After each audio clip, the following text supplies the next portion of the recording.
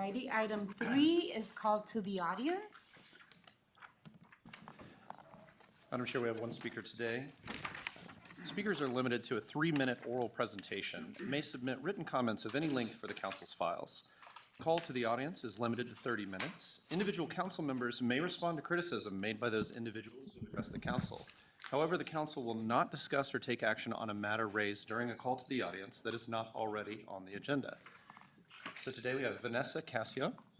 And thank you, Vanessa. You are now with the Regional Council, and please start by your comment by stating your name for the record. After that, you'll have 3 minutes to address the council. At the 2-minute mark, I'll just give you a polite wave and let you know that you have 1 minute remaining. You may begin. Thank you. Good afternoon, Honorable Mayor and members of the board. My name is Vanessa Cassio, and I'm the Executive Director of Living Streets Alliance. I'm here to speak on agenda items 9 and 10. Item 9, PAG's role in transportation safety. For the last few years, I spent working nationally on evidence-based roadway safety, from local street design and to federal legislation. And I've seen how MPOs can move the needle, but only when safety is treated as a system, not a checklist. The facts here are stark. Our streets are among the most dangerous in the country. Under the last RTA, pedestrian fatalities rose 243%. Safety is not primarily a behavioral problem. It's a design and a decision-making problem. Streets built for speed and vehicle dominance are inherently dangerous.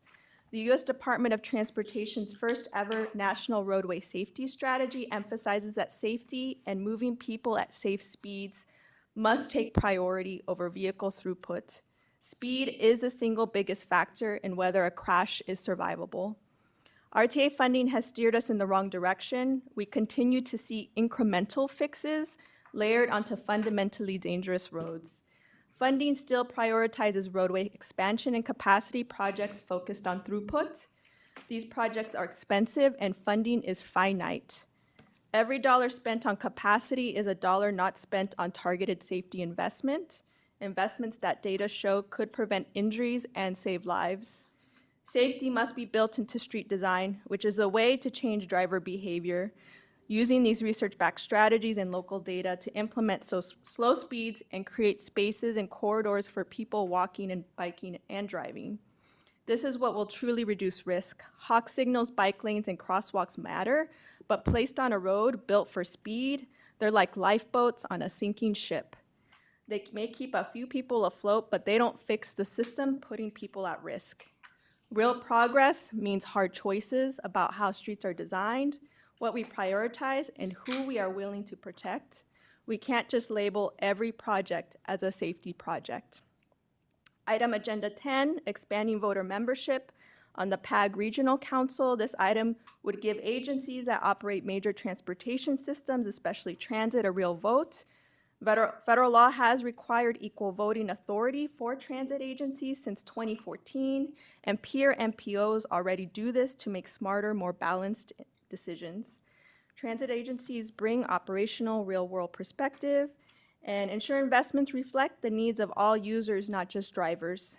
These two items are connected. Safe streets require transit at the table, and protecting lives requires streets designed for safety. Thank you so much for your time. I appreciate it. Madam Chair, that's all the speakers we have today.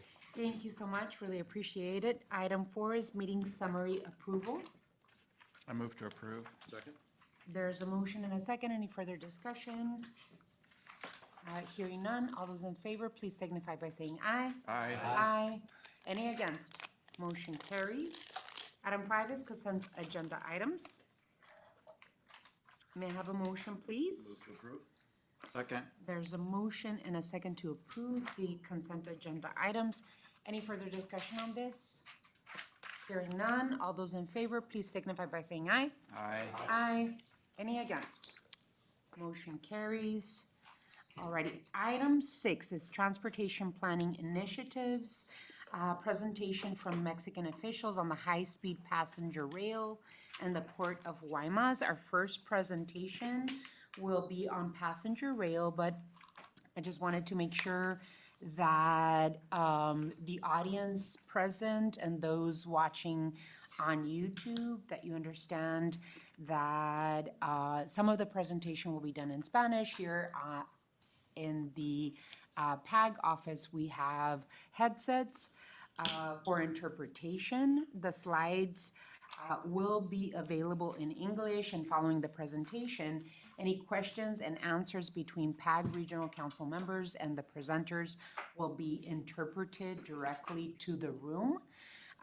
For anyone listening on YouTube, the slides will be in English. Following the meeting, we will provide audio online as soon as possible. That includes the English interpretation of the remarks for the first presentation and hopefully the second one as well. I, for one, would like to welcome Fernando Sanchez Roldan, the head consul of Mexico. Muy bienvenido. And also Carlos Lopez, contract project manager at ADOT. This is going to be the first presentation, Plan Mexico 2030, including high-speed passenger rail initiatives on both sides of the border. Supervisor Hines actually requested this item, so I'd like to invite Supervisor Hines to introduce the item. Sure thing, and thank you, Chair Romero. Very excited to have so many friends and guests here. I appreciate everybody coming. This is entirely voluntary, but I think an important conversation to have, especially among my colleagues here today. This is the Pima Association of Governments. We have representatives from all of the jurisdictions in Pima County, and these kinds of regional infrastructure projects take years of planning, collaboration, cooperation, and it's something that will be of tremendous benefit to Pima County, Southern Arizona, and frankly to Sonora and to both of our nations. So I truly appreciate all the folks and their willingness to speak with me, to answer some of these questions, and to be here today. We also do have representatives from 3 of our federal delegations here, and I just want to acknowledge and extend my appreciation to the offices of Senator Kelly, Senator Gallego, as well as Congresswoman Grijalva for sending folks, as well as some representatives from the Southern Arizona Chamber. So I will invite, actually, if Consul Sanchez, we have a seat for you. I just saw it when I sat down. There's a seat for you right there. So come on up. And for this first presentation, obviously it's Consul Sanchez who will be providing opening remarks. And then Alvaro Madrigal, head of the Unit for Economy, Information, and Railway Regulation, which is Mexico's Federal Secretariat of Infrastructure, Communications, and Transport, will be sharing the bulk of the presentation. Slides, as you heard from the chair, will be in English, and for the virtual presentation from the official in Mexico, we will have our headsets. Those of us here in the room who require them will have headsets for translation. And yeah, thank you again, Consul, for being here. Thank you. You're very welcome, Dr. Matt, and thanks to everyone. It is a true pleasure for me to be here with all of you and to talk with you about the projects of infrastructure in Mexico. I guess this is a crucial part for being closer the southern of Arizona and Mexico. So it's something important because the last years in Mexico, I don't know why, for some reason, the infrastructure talking about railroads stop, and now it's something that it's beginning and that it's starting again.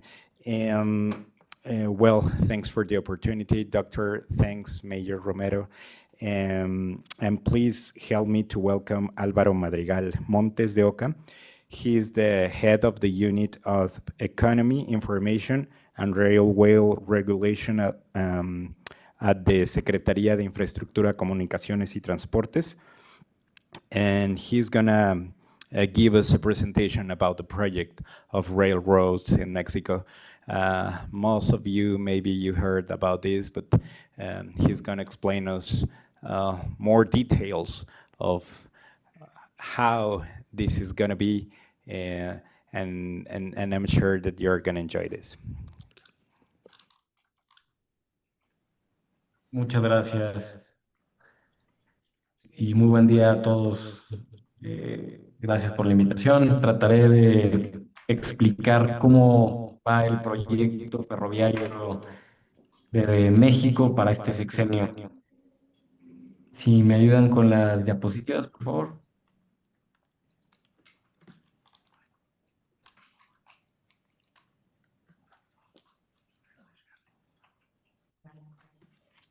Muchas gracias.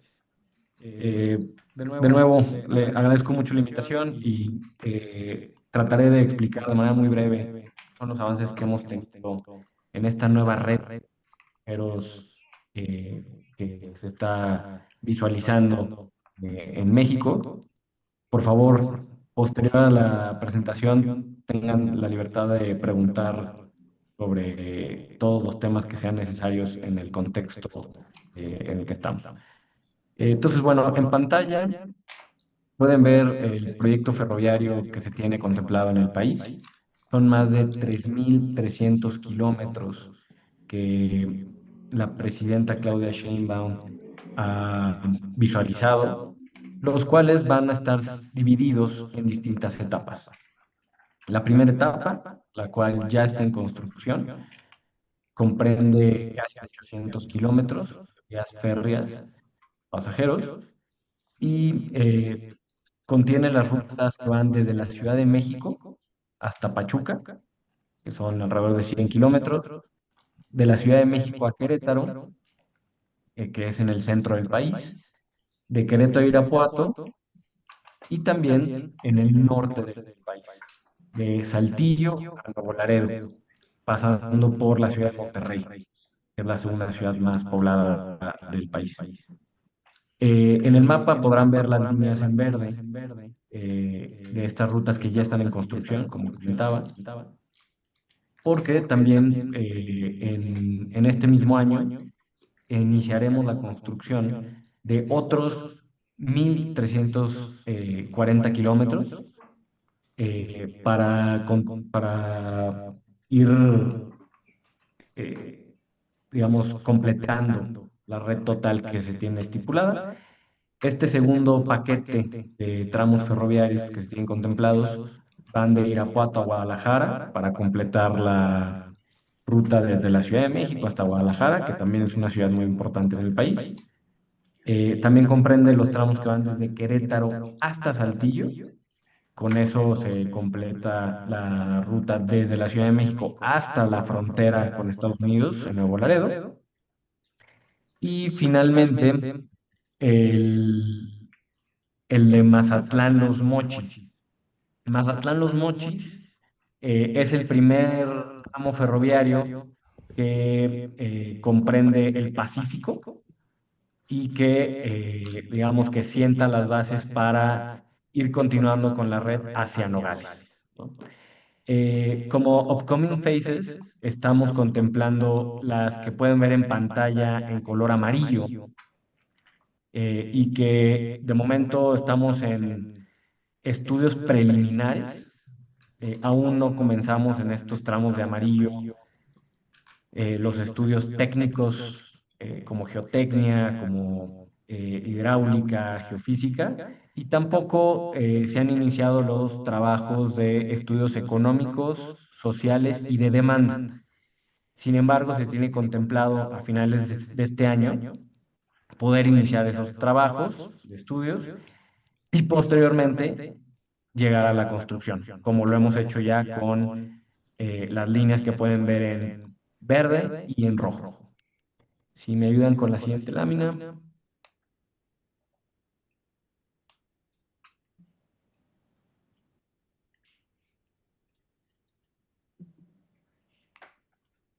Estas son las características generales que visualizamos para la red de trenes en el país.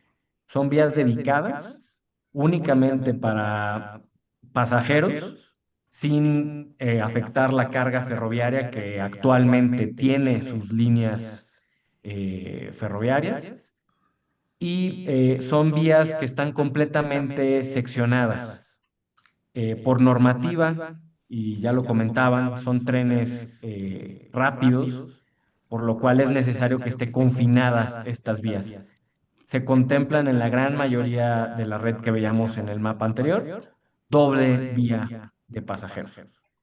Estamos contemplando velocidades de alrededor de 125 millas por hora, son 200 kilómetros por hora, y lo que estamos contemplando también son trenes eléctricos completamente para el tren que va a Pachuca, dado que ya se tiene esta tecnología en un tren suburbano desde la Ciudad de México. Y el resto de la red, que es la gran mayoría de los kilómetros que mostrábamos, serán trenes diésel eléctrico. Algo muy similar a lo que también cuenta Estados Unidos. El ejemplo de Amtrak es muy cercano y serán trenes parecidos. Además de ello, se contemplan estaciones principales y estaciones secundarias. Estaciones secundarias le llamamos a estaciones que van a atender principalmente poblaciones que antes estuvieron desconectadas del país y que ahora con esta nueva red de pasajeros van a poder conectarse mucho más rápido a distintos puntos del país. Y los servicios se tiene contemplado que sean de largo itinerario, les llamamos nosotros, que son recorridos de más de 100 kilómetros entre ciudades, pero también estamos contemplando recorridos regionales o locales que funcionen algo más como unos trenes ligeros o trenes suburbanos y que atiendan viajes que todos los días se realizan dentro de las zonas metropolitanas. Un ejemplo futuro podría ser la relación que tenga Guaymas con Hermosillo, Hermosillo con algunos poblados cercanos a la zona metropolitana de Hermosillo, etcétera, ¿no? El bajío del país también es muy importante, que es en el centro, y que es una zona que regionalmente está muy conectada y que tendrá este tipo de servicios más locales. La siguiente lámina, por favor.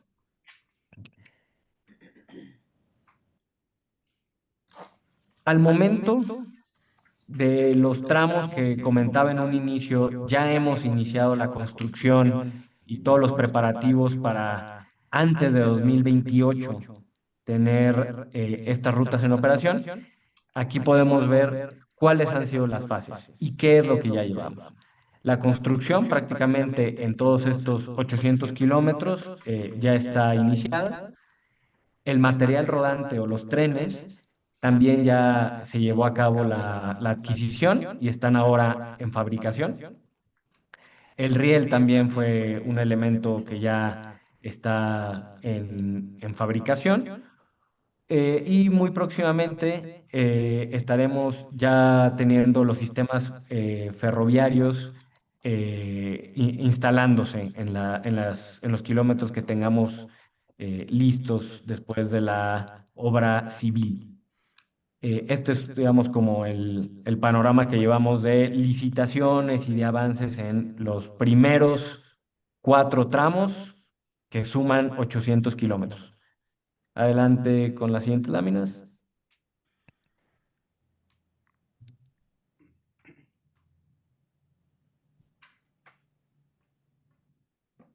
Aquí en estas láminas podemos ver el trazo muy general que tenemos en los primeros 2 tramos, que son de Ciudad de México a Pachuca, pasando por el AIFA, que es nuestro aeropuerto internacional recién inaugurado hace un par de años, y el trazo que va de Ciudad de México a Querétaro, que de alguna manera es el trazo troncal o principal, porque de Querétaro se va a desprender la vía que va hacia el norte, a Nuevo Laredo, a Monterrey, y también hacia el norte, pero del lado poniente, de, del lado oeste de México para llegar a Nogales, ¿no? Entonces es bien importante el tramo de Ciudad de México a Querétaro. Adelante, siguientes láminas, por favor.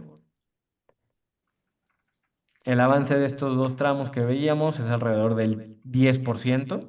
Iniciamos hace apenas 6 meses y vamos de acuerdo al programa. Estos serán los trenes que ya fueron licitados y que muy próximamente tendremos operando en el fragmento de Ciudad de México a Pachuca. Se adquirieron 15 trenes que van a velocidades de hasta 160 kilómetros por hora y que podrán ir 700 pasajeros por cada uno de estos trenes. Adelante con las siguientes láminas. Estos trenes contemplan mover más de 100,000 personas al día. Y aquí también a detalle cómo será la ruta que va a continuar de Querétaro hacia Irapuato. Como les explicaba en un inicio, todo este plan ferroviario que es tan ambicioso irá por tramos, por fases y después por tramos, ¿no? Priorizando los tramos que vemos tienen mayor demanda, con el objetivo de poder llegar hasta Nogales y hasta Nuevo Laredo desde la Ciudad de México, que es la capital del país. Adelante con las siguientes láminas.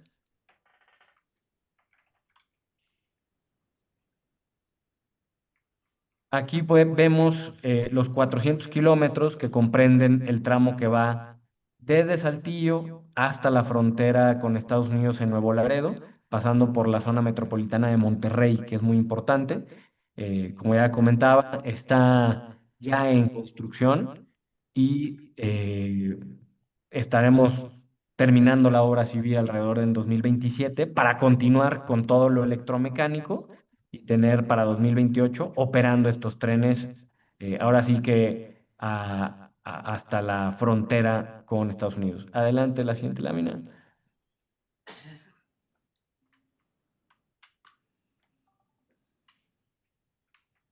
Aquí vemos los trenes que también ya fueron licitados y que fueron un paquete de 47 trenes para atender las rutas que recién expliqué el detalle de su construcción.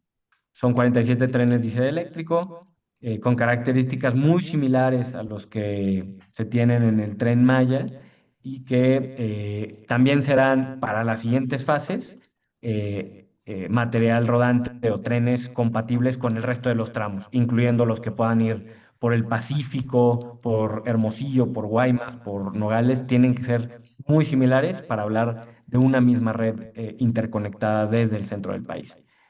Y adelante, creo que falta una lámina más.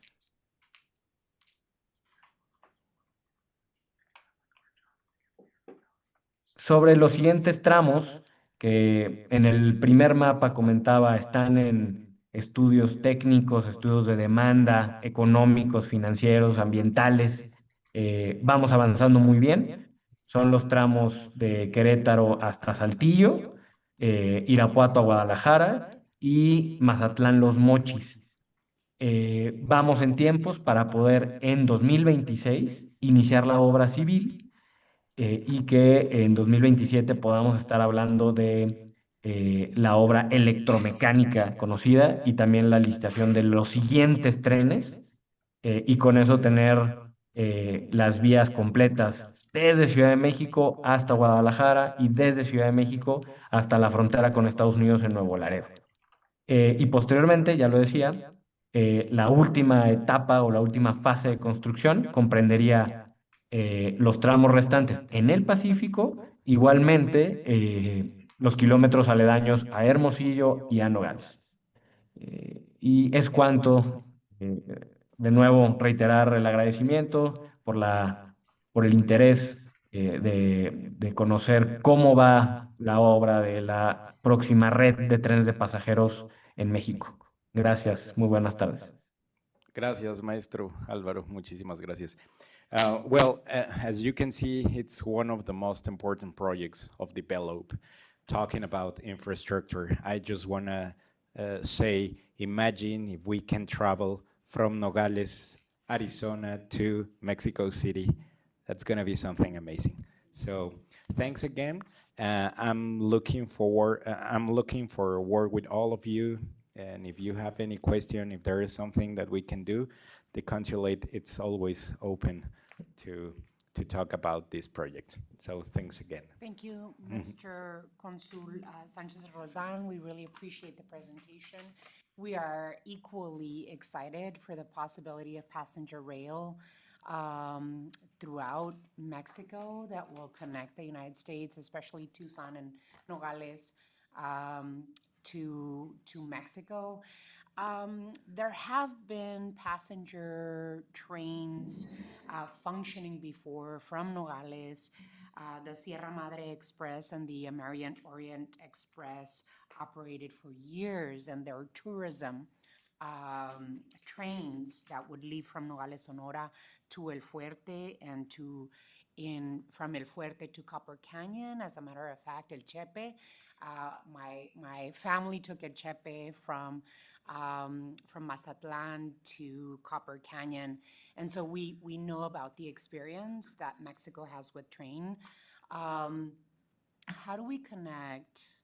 How do we make sure that as the conversations continue to happen in Mexico, how do we make sure that we're connecting the tourism piece as well, right? The connection from Tucson and Nogales and southern Arizona, and I imagine all the state of Arizona into Mexico, because at the end of the day, one of our big interests, at least for me, is to make sure that we continue cultivating the tourism opportunities that we have back and forth from Mexico to Arizona, but also the economic development opportunities. So I don't know if there's an answer to that, but I would love to be able to cultivate those two experiences. Yeah, yes, of course, Major. There is, it's important to say that there is not just talking about infrastructure, because there is another part, as you say, we are talking about tourism. So this first dialogue, this first explanation, it was about infrastructure, but of course we can do something very similar, talking about tourism, exchange, cultural exchanges, and all what is necessary, because maybe there is this question that we say, okay, there is the railroad, and then what? So no, we are talking with other secretaries to make sure that this happen. And as you say, it's very important, I guess, that our headquarters of tourism in Mexico, they are more than interested in talk about this, and for sure we can continue talking about this. Thank you so much. I think that it would be very important for boards and councils like these to continue the conversation with the government of Mexico to make sure that there is opportunity for tourism, right? Which is a very natural back and forth Yes. for both sides of the border. For Arizona, Mexico is our #1 trading partner, and we see the investment of Mexican companies in Tucson and in Yes. southern Arizona.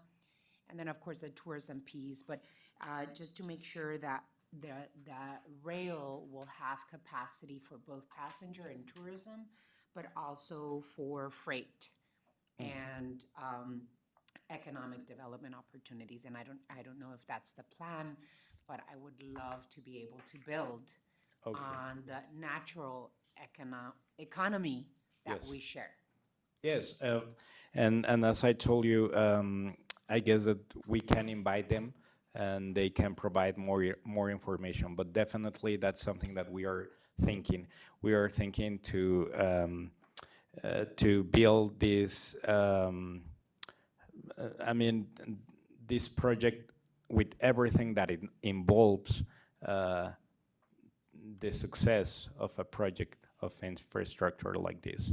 So we are going to be very happy to invite tourism, and we are going to be very happy to invite cultural and all those secretaries that are part of this. But yes, for sure, that's something that I'm going to do. and for different and in the future for other boards, we are gonna be happy to invite them. So just this is something trying to ask your question. Yes, it's something that it's that we are thinking of. Well, I want to personally congratulate President Sheinbaum and her entire team for really being a visionary and really making this infrastructure investment in Mexico, and also as a benefit, right, to the United States as well, connecting to border cities. Any other questions from my colleagues? Supervisor Hines?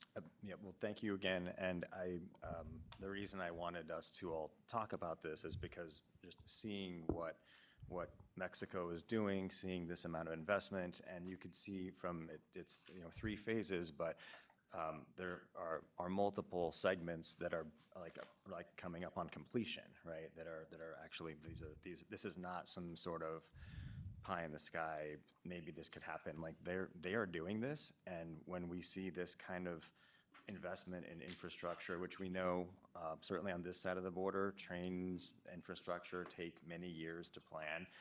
When we have such an important, unique border region, the economic potential, the tourism potential, like the mayor mentioned, I think we need to be aware of this, and as a council, I think, do whatever we can in conjunction with, the governor and with ADOT and with our federal delegation to encourage at least some kind of mirror development on this side of the border, because I'm happy to drive to Nogales, Sonora, that's okay, but I would much prefer to step on a train in Tucson and then get off of a train later that night in La Ciudad de Mexico. And I think that would be a goal, and because it does take quite a long time to get these things done, it's so important for us to start really aggressively advocating for that so that we aren't 5, 10, 15 years behind where our neighbor and friends to the south is. So I think I appreciate the indulgence of my colleagues, and of course, we're gonna now hear from ADOT. Absolutely. Thank you for bringing this item and making sure that we're connecting the dots on this side of the border as well. Mayor Murphy and then Mr. Maxwell. It's good to see you again. Good to see you, Mayor. Meeting you the other day. Yes. Is there an approximate time frame? Because I saw the yellow line, Guaymas to Nogales, is under assessment. Is there an approximate timeline on that? And then as we do move forward, bringing Santa Cruz County, because we can't leapfrog, over Santa Cruz to get to us. I think it'd be good to, at some point, once we learn more and we get closer, to work with staff they don't have a MPO necessarily like we do down there. And how do we connect that up, bringing Santa Cruz County in with Pima County? Thank you. Oh, okay. Well, I want to be honest, and we are finishing the first step. So they are doing all these requirements and studies, but for sure, with the communication that we have with Secretaría de Infraestructura, Comunicaciones y Transportes, I can provide the information about the times when we have, when we are sure about that. But yes, I'm thinking this project is going to be in during President Sheinbaum administration. So everyone here in this hall, we are waiting for. So we hope that it's going to be very soon. But yes, they are, as Maestro Alvarado says, says, it's the first part, and they are finishing that part, that is Mexico City, Querétaro, Pachuca, and then they are going to continue with the other parts. But when we have a date, we are going to be very happy to share with all of you. Great, thank you. Yeah.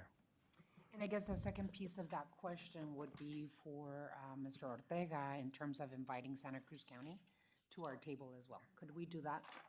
So, Madam Chair, Mr. Murphy or Mayor Murphy, that's certainly something that in a future conversation, we could certainly have them at the table and invite them. They are part of SEGO, Southeast Arizona Government Organization, so they don't have their own MPO, but they're certainly part of a COG that we could invite. But it would really be Santa Cruz County, not the region, I think. Thank you, Mr. Maxwell. And then Chairman Jose. Thank you, Madam Chair. I guess my follow-up is I'm curious. One, it's a great undertaking.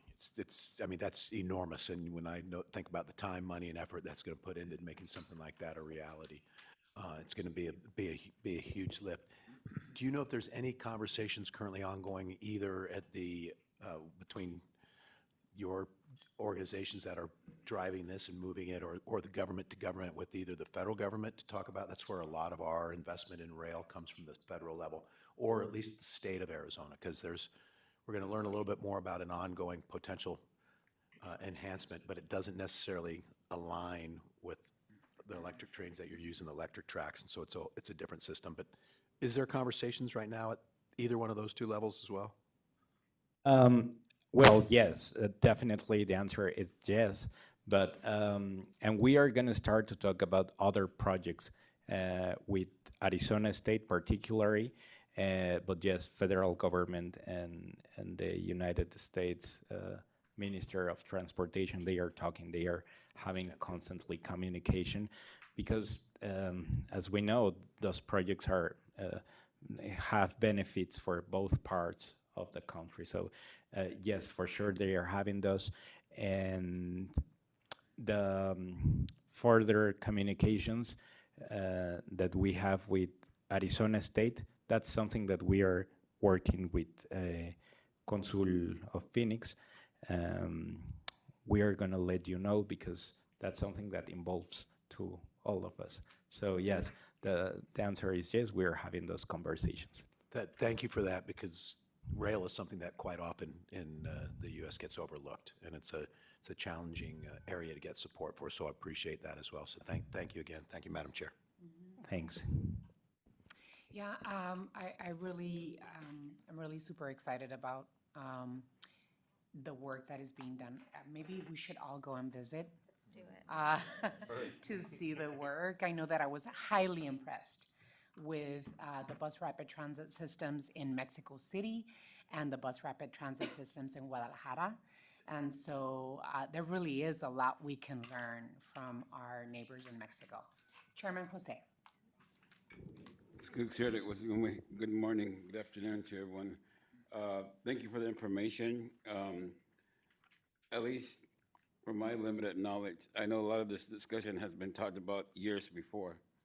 And now, thanks to President Sheinbaum and her aggressive effort to make things happen, things are happening in Mexico.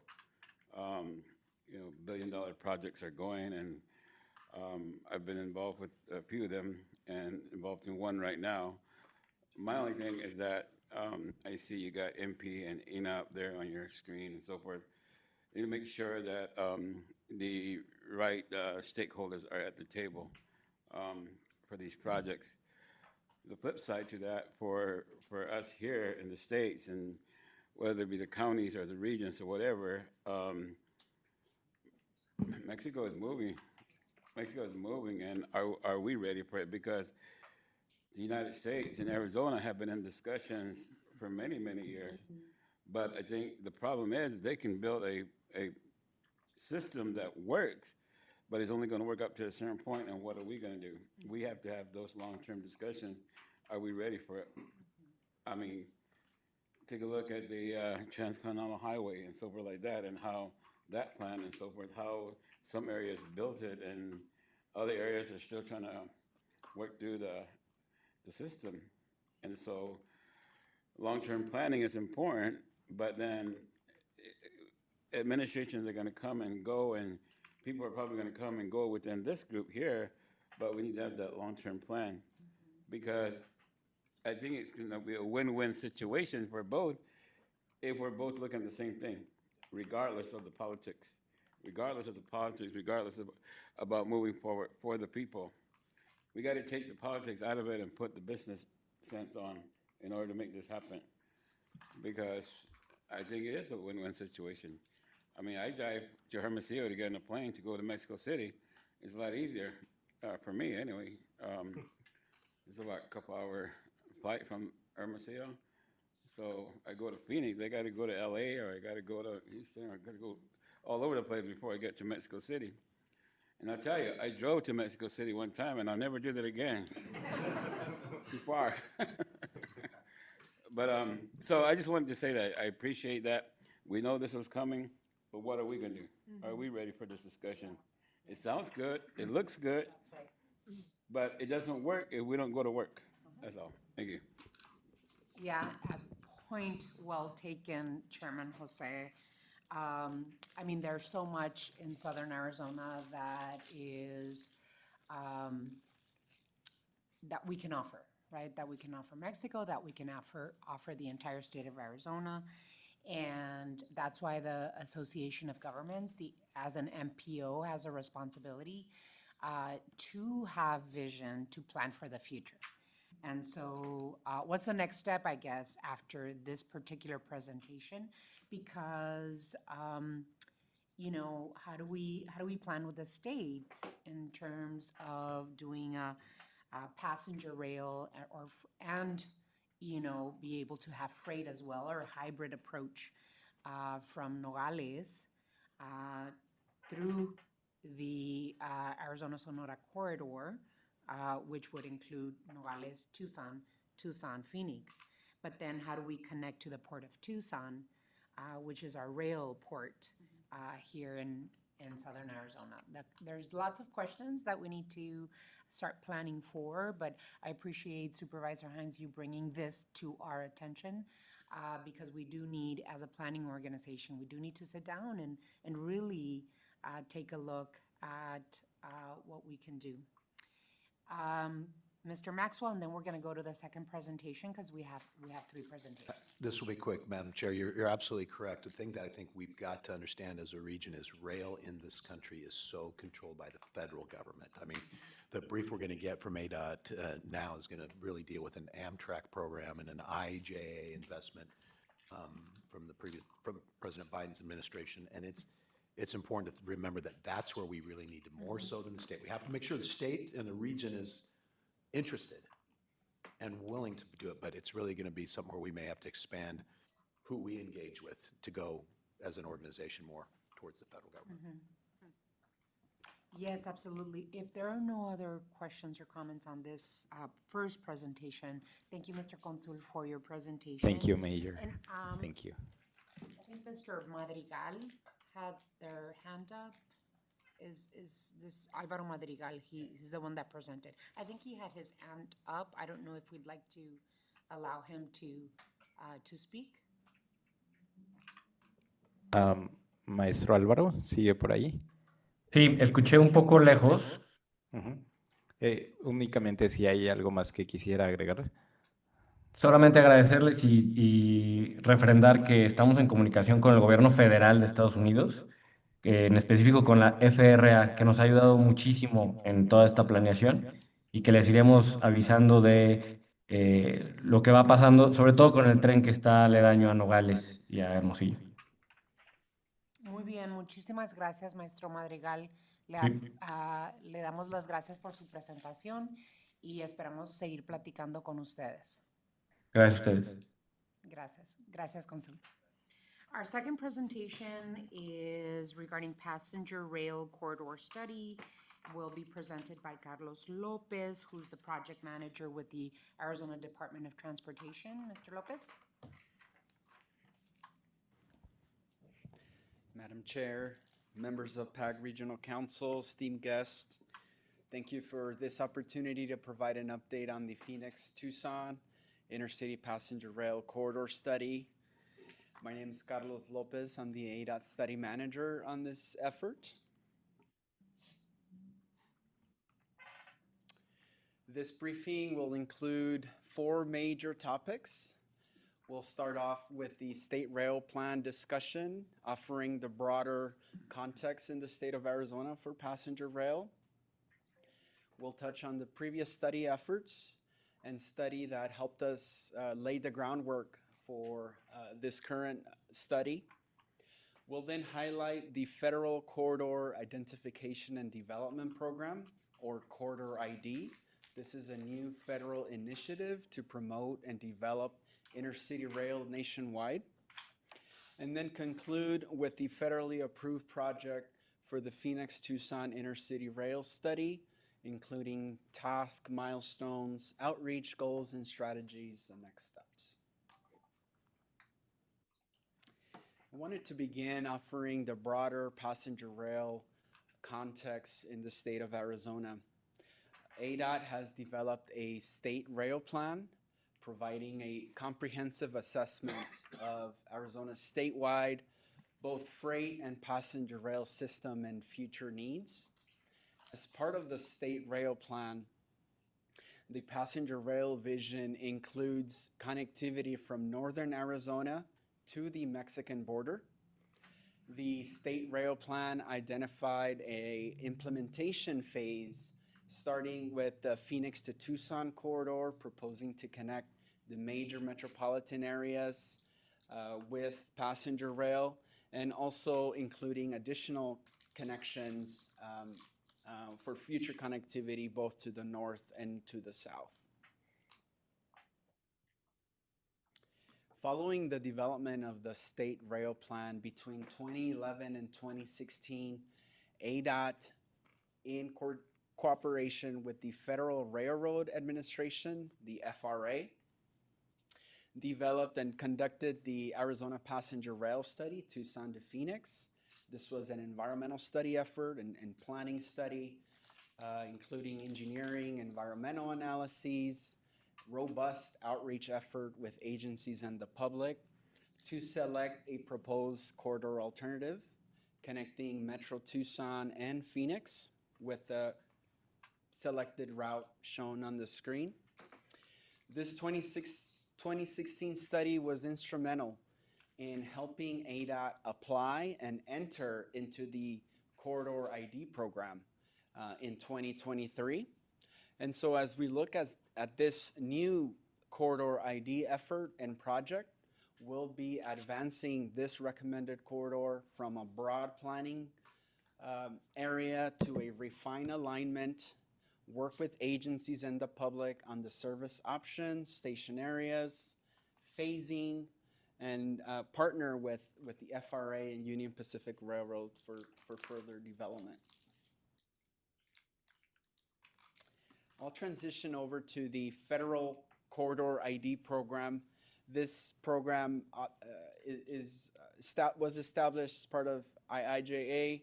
It authorizes the Federal Railroad Administration to establish the Corridor ID, and in 2023, ADOT was accepted into this program. In June of 2025, ADOT completed the first step of the Corridor ID, receiving federal approval in developing a work plan, a scope, schedule, and budget to conduct a service development plan. Step 2 of Corridor ID is the development of the service development plan, the planning framework to develop intercity rail between Phoenix and Tucson. If Step 2 is approved by the FRA, the proposed capital project gets advanced to Step 3, including engineering and environmental review for a completion of the environmental clearance and a shovel-ready project for future design and construction.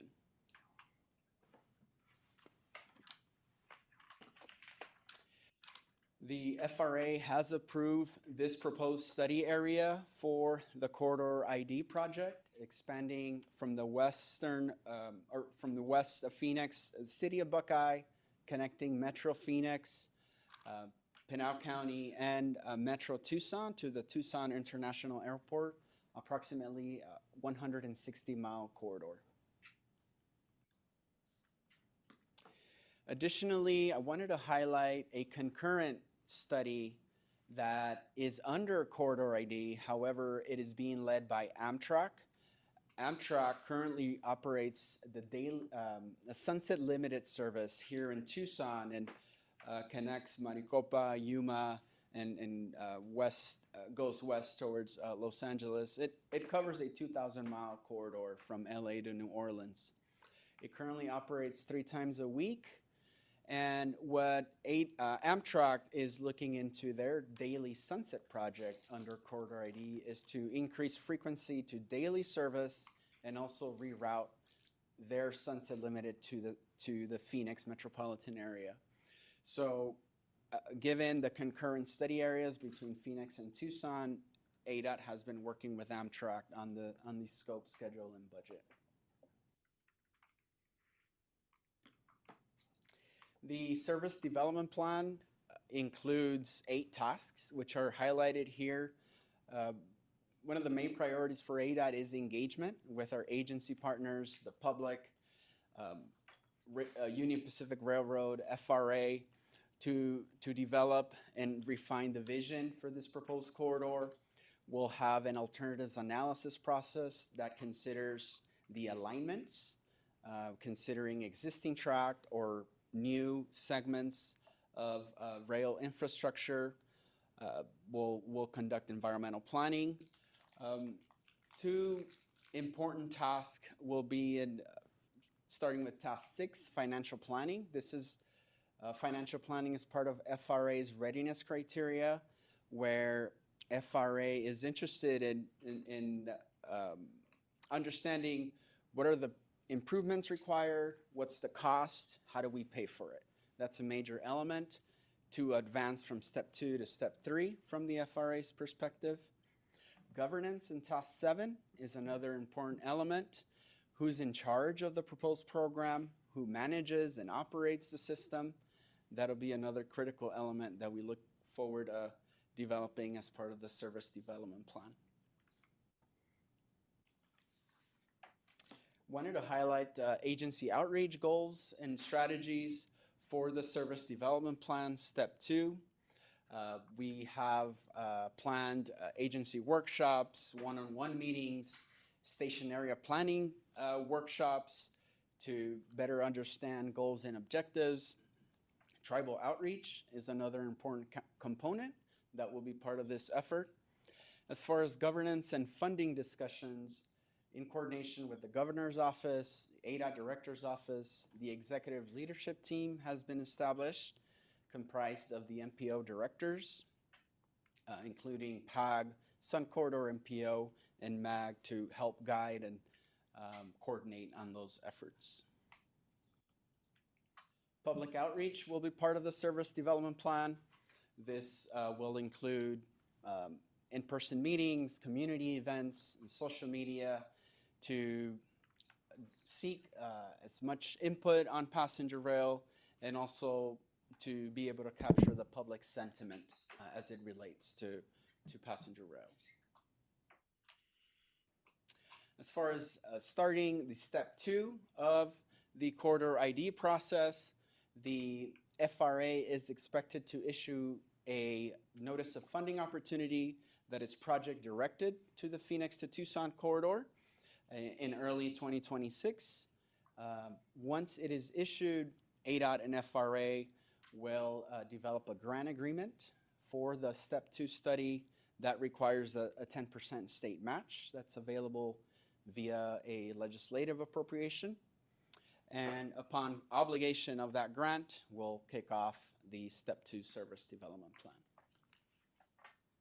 Thank you again for this opportunity to discuss the Interstate Rail Corridor and look forward to partnering with PAG throughout this process. Thank you, Mr. Lopez. Any questions, comments on this item? Mayor Murphy? Just a quick couple. I remember from a really good SALC convene meeting many, I don't know, 2-3 years ago now probably, that on the Sunset Line, because of the distance of it, the operations and maintenance of it could be covered by the federal government. But the state one, it's a shorter line, so the state would have to pick up the O&M of conducting it. I just wanted to verify that was still the case. And to Mayor Romero's point, that if we do get it to the airport and we're trying to connect in with the line in Mexico, we still have a gap. So if you're taking it from Phoenix or northern, even from there, and you get to the airport, well, how do you get down to Nogales to pick up the passenger rail that Mexico is working on? So just, I know the future is past Tucson, but, you know, please keep that in mind because there still will be a gap for that. Thank you. Absolutely. Madam Chair, Mayor Murphy, thank you for your question. As far as cost of operations, improvements that are required, there is that is part of the service development plan to work with the railroad, with Union Pacific, and to figure out opportunities for passenger rail between Phoenix and Tucson. And all passenger rail related costs would fall under the passenger rail program. Similarly, Amtrak's long distance service, their operations and maintenance costs will fall under their scope for their longer distance service between LA and New Orleans. So that's more to come depending on the analysis, the needs, and obviously the funding. As far as future connectivity to Nogales, definitely. And that is captured in the State Rail Plan vision with connectivity to the Mexican border. The segment from Metro Tucson and Metro Nogales is included in the State Rail Plan. I would also include that the FRA they announced that they will be soon accepting additional segments, additional corridors under the Corridor ID program. So that could be an opportunity to consider for that corridor. Thank you. Any others? Mr. Maxwell? Thank you, Madam Chair. One thing is, and as I recall the initial part of the whole approval of this Connecting Cities plan from in the IIJA, it did include some of those operational dollars you're alluding to for several years, but there was a step point where it would stop and then it would have to turn over and be self-sustaining at some point. And for connectivity right now, you mentioned the airport. I think the current plan, correct me if I'm wrong on this one, Carlos, please, stops really at downtown Tucson right now. That's the line they're using. And if Amtrak's the one that's operating it, might be using some UP signs, the whole daily line may be a continuation of the same train that makes a run up, may continue to LA. That's all to be worked out. But the big thing is, was there not some operational funding for a set period of time? And then at that point, it's either got to be self-sustaining or taken over by somebody else. Madam Chair, Mr. Maxwell, thank you for that follow-up. I will verify that and get you the appropriate response and clarification on funding allocated as part of IIJA on that. So that I'll add that. Supervisor Hines? Thank you, and I really appreciate you being here, Carlos, in the presentation. And part of this might have already been discussed, but so to your knowledge, has ADOT or the feds, frankly, like considered any of the Mexico Plan 2030 in what they're doing? I mean, I'm assuming they have awareness of this. I mean, I can't imagine that like this isn't the first meeting that this has been discussed, but so has that been contemplated, and does that help to get the segment from Tucson to the border to Nogales, like maybe a higher priority in terms of including it like in that corridor ID program or making it part of the study area? Or does the whole process have to like restart, like start back at 2011 to get to where we are now on the Tucson to Phoenix part?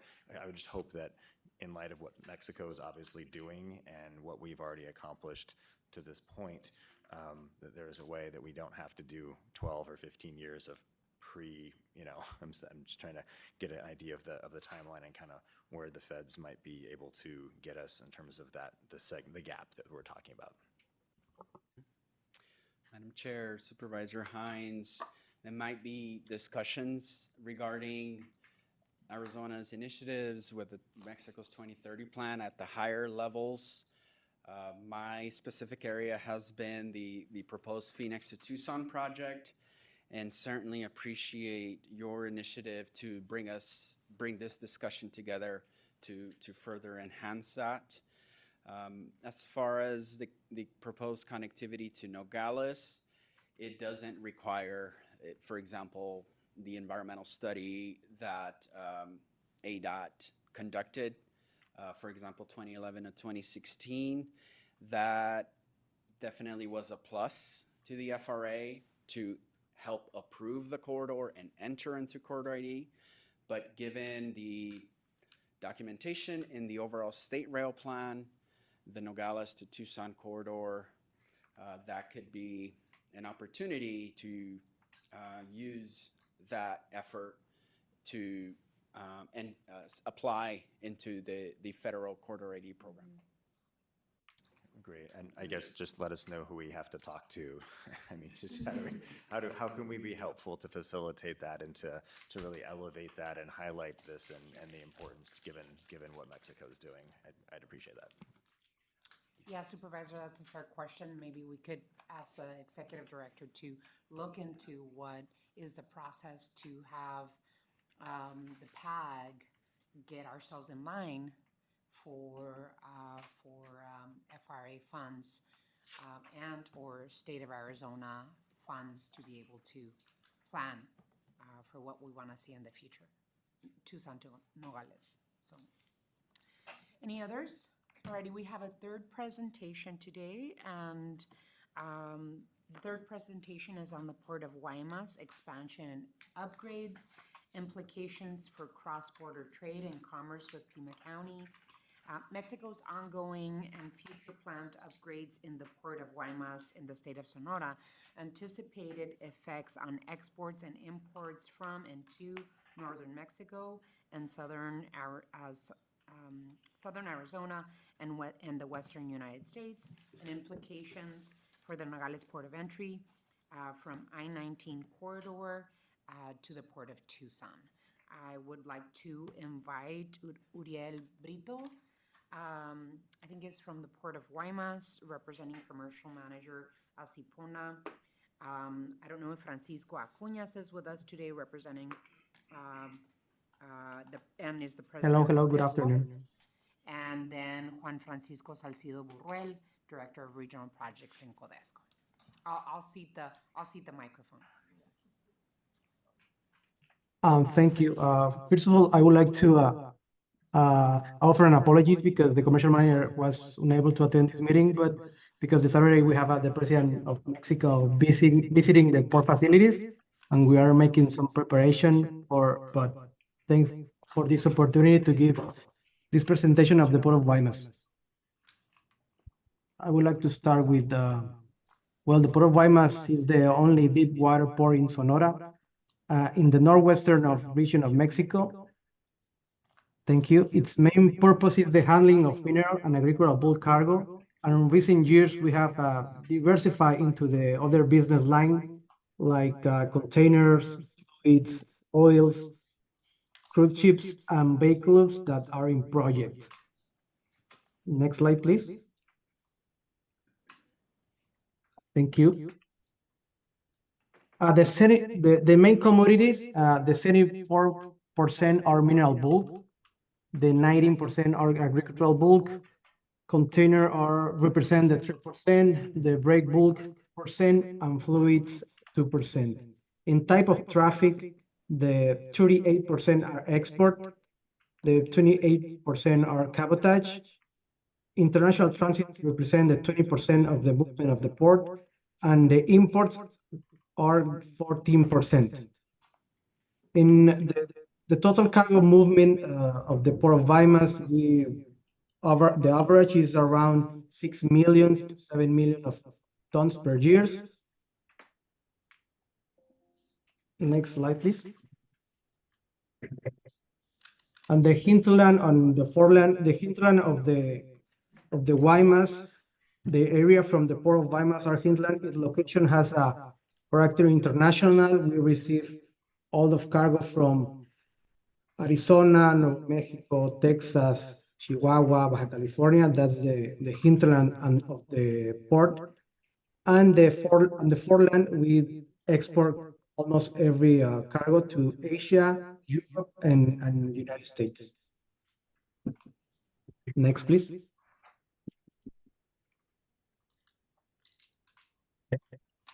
We are fully connectivity. The port count with road connections to the northwest of Mexico and the south of the United States, and the rail connections in the northwest of Mexico and the south of the United States. We are fully connected. We are 400 from Nogales, Arizona. So it's really a competitive advantage for the Port of Guaymas. Next, please. Talking about connectivity, the port count with two multimodal corridors, Guaymas, Arizona, and Guaymas, Mexicali. The 80% of the port's cargo is moved by rail and 20% by trucks. We have a good relation with Union Pacific and Ferromex. Next one. It's really important to mention that we start the modernization of the port in 2022 with the investment of $202 million that with 13 projects that carry out from 2022 to 2025. That includes, next one, please. That includes some works like open storage area, dredging works, cold storage facility, port access road modernization, international railway modernization, and one of the most important was the new multipurpose terminal. Can we please go to the next one, please? Next one. Next one, please. Yeah, one of the most important projects that it's the new terminal. We start with this construction in the 2023, and we launched a tender that the final decision was in the last September. So this we're gonna, I mean, the new stakeholder will operate this terminal in the 2026. Can we go next one, please? So the current container cargo service, we have a regular service between Guaymas, Manzanillo, and Mazatlan, but with this new terminal, container terminal with capacity of 2 new cranes, we want to capture some of the volumes that arrive to the Los Angeles and Long Beach, and then to export to the south of the United States. Next one, please.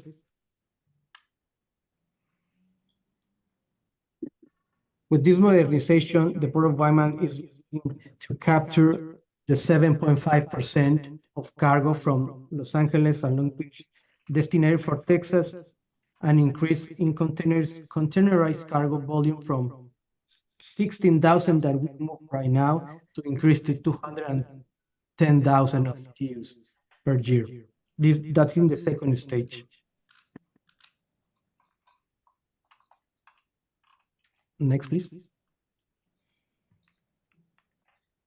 That's the Arizona container cargo. That's statistics of the cargo that import of Arizona from the port of Los Angeles and Long Beach. Next one, please. That's the numbers of the Arizona container cargo. That's la demanda actual. Next one, please. It's important to talk about the next one, please. The multipurpose terminal. That's the project that I taught. This is not in operation, but it's gonna start operation in 2026. Probably in May of 26.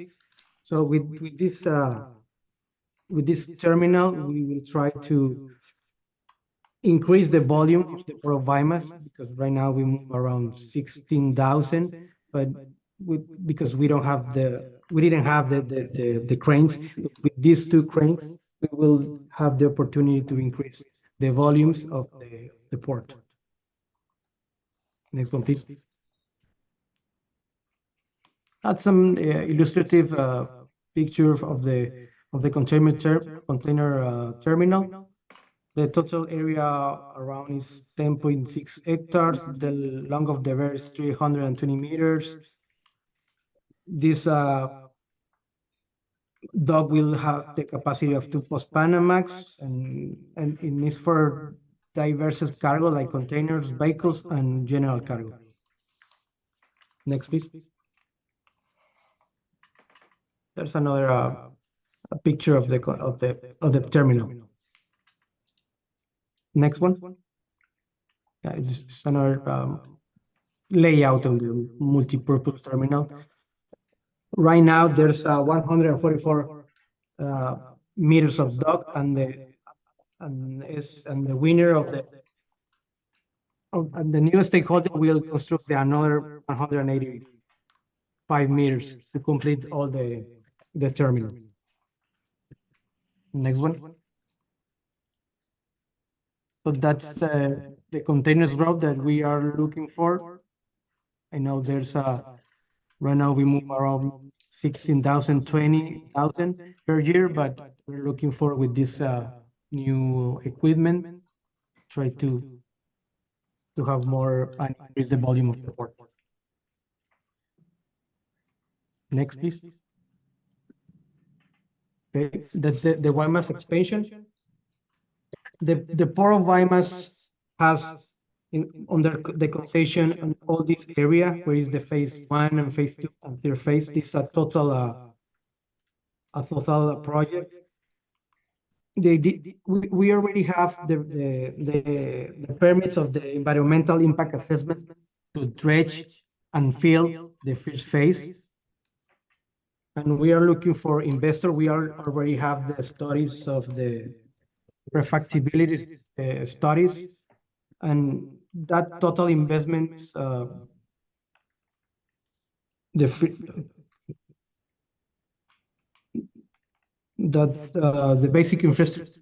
basic infrastructure was that numbers.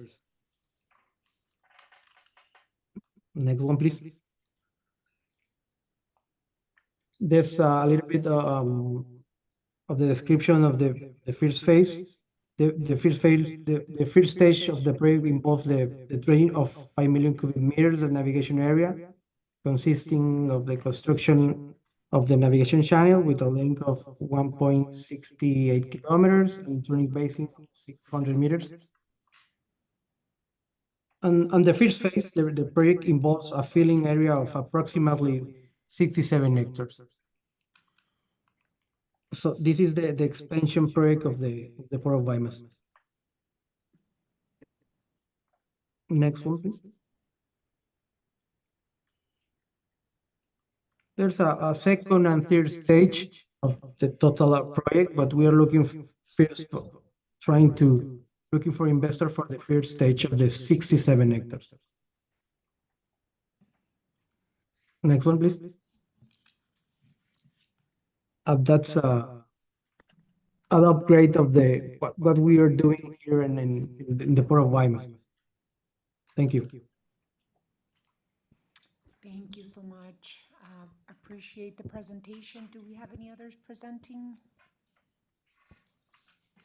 Hi, thank you. Yes, first of all, I'm really glad to be here. Thank you. Now that I see all the efforts and the coordination that we can get together. So now, this was the Port of Guaymas, and now we are going to see how we are going to connect all the dots, right? So most of the thing that we've been talking here. So I just make a quick introduction. My name is Juan Salcido. I represent part of CODESO, which is the Sonora Council for Sustainable Economic Development. CODESO is focused on promoting sustainable economic development in Sonora through coordination with industry and public institutions.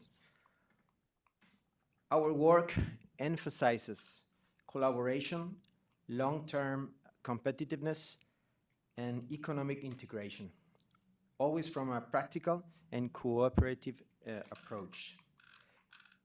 We will now share a short video to provide context and then invite Mr. Francisco Acuña, who is the president of CODESO, to briefly speak out how these principles are being applied in current initiatives here in relevant to Sonora. So can you please help with the video? Thank you. Sonora is connected to the entire United States border.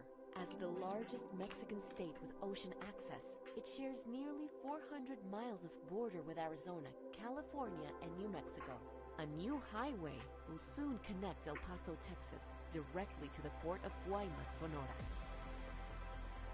Through the port of Guaymas, Sonora's industry connects directly to the U.S. National Railway Network through Union Pacific, enabling the movement of goods across the USA.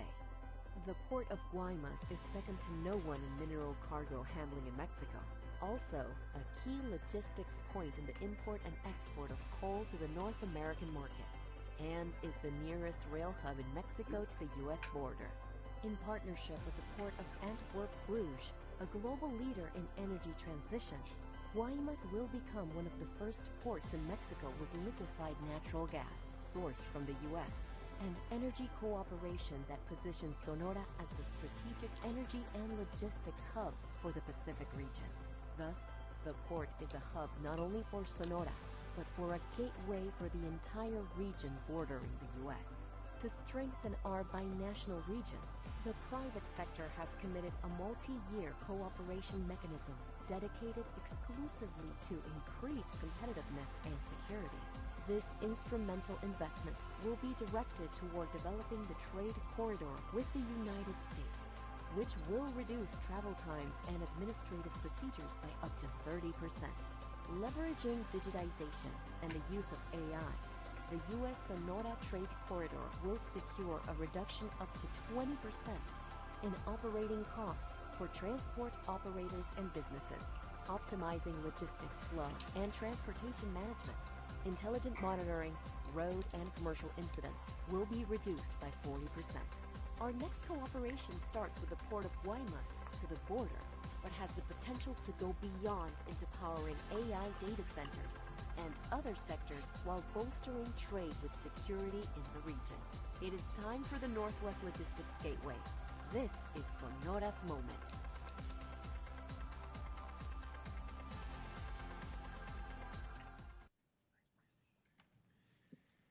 So, thank you very much. I think Mr. Acuña is with us right now, and thank you. Well, thank you very much, Juan, for the introduction, and I have been following with a lot of interest the discussion. Thank you very much for the opportunity. So we are very honored to be here with you in this board. Very, very important, very relevant. Thank you very much for Mark to inviting us. And basically, just to go to the point, this is a very important time for a region. As Guillermo from the Navy mentioned, the president is coming this weekend to the port. Just to add to some of the important things mentioned here, there's a very important ecosystem being developed in the port that is connecting with Arizona that I'll just leave it there for future discussion. The port is working very closely to develop a master plan with the largest European port, basically to help make the port more competitive in its partnership with Arizona. So the Europeans are helping replicate the model that they use in their largest ports to replicate within the European Union as a model of how we can be more competitive in Mexico, in Sonora, to provide Arizona support in the southwest of the U.S. Linked to that, obviously, is that we needed more energy. So right now, the president of Mexico, the governor of Sonora, are pushing forward gas projects to reduce the emissions in Mexico, moving from diesel to gas, to natural gas from the U.S., actually, to be able to bunker gas in the Port of Guaymas. That will be the first bunkering of LNG gas in Latin America. And that's also making more competitive the port to bring new shipping to Guaymas. Why is this relevant for Arizona? Well, one of the concerns of some of the SMEs of Arizona, not the big ones, but a lot of in the middle, is the making sure that the cost of Guaymas is competitive. Being able to provide gas is being able to provide new generation of shipping that is more efficient, less cost, and it's going to be able to allow us to bring a new, reduce the cost. That's one thing. The other that is relevant is, was mentioned very briefly, is a trade corridor being worked between the port and the border. And that what basically is going to make is reduce the cost of transportation, elevating competitiveness around 30%. There is a study on that, the numbers that we can make available for you. And also the perception of security. We are very interested that the Department of State of the US is able to increase the level of perception of security in Mexico. That requires a new governance that is being worked around the corridor, that I think is very good for Mexico, is very good for the people of Mexico, but it's very good to reduce that perception that is particularly very important with electronics, semiconductors. Sonora is not looking to compete with Arizona on semiconductors. You guys have captured something unique in the world. It's very inspiring, tier 1 and tier 2 of semiconductors in the world. We know that Sonora, it can be the option instead of Southeast Asia, more secure, closer to home, for tier 3 and 4 or certain projects that Arizona is looking. And together, we could be more competitive against other regions to bring together Sonora and Arizona new investments to both Arizona and Sonora, complementing these tiers. And the port becomes an anchor on that for some of the raw materials that are critical. And finally, I would like to mention another sector that is critical is strategic minerals. Just yesterday, a president of the US, president of Mexico, and this morning in a call, the discussion around strategic minerals is becoming critical. And Arizona is a leader in the US and Mexico, and Sonora is a leader in Mexico on strategic minerals. The fact that Guaymas today is number 1 port of Mexico in strategic minerals with the US, enhancing that part will be critical as we move forward with TEMEC. And the incentives being created in Mexico under the new round of USMCA, when I say TEMEC is USMCA, I think is going to be of great benefit. This week, there are different mining companies from Arizona visiting the port as well. We have a very important visit from Washington as well next weekend for the port, precisely to look around this opportunity. So I think this is a very good timing to continue the discussion. I know it has been a long day, so I'll stop there.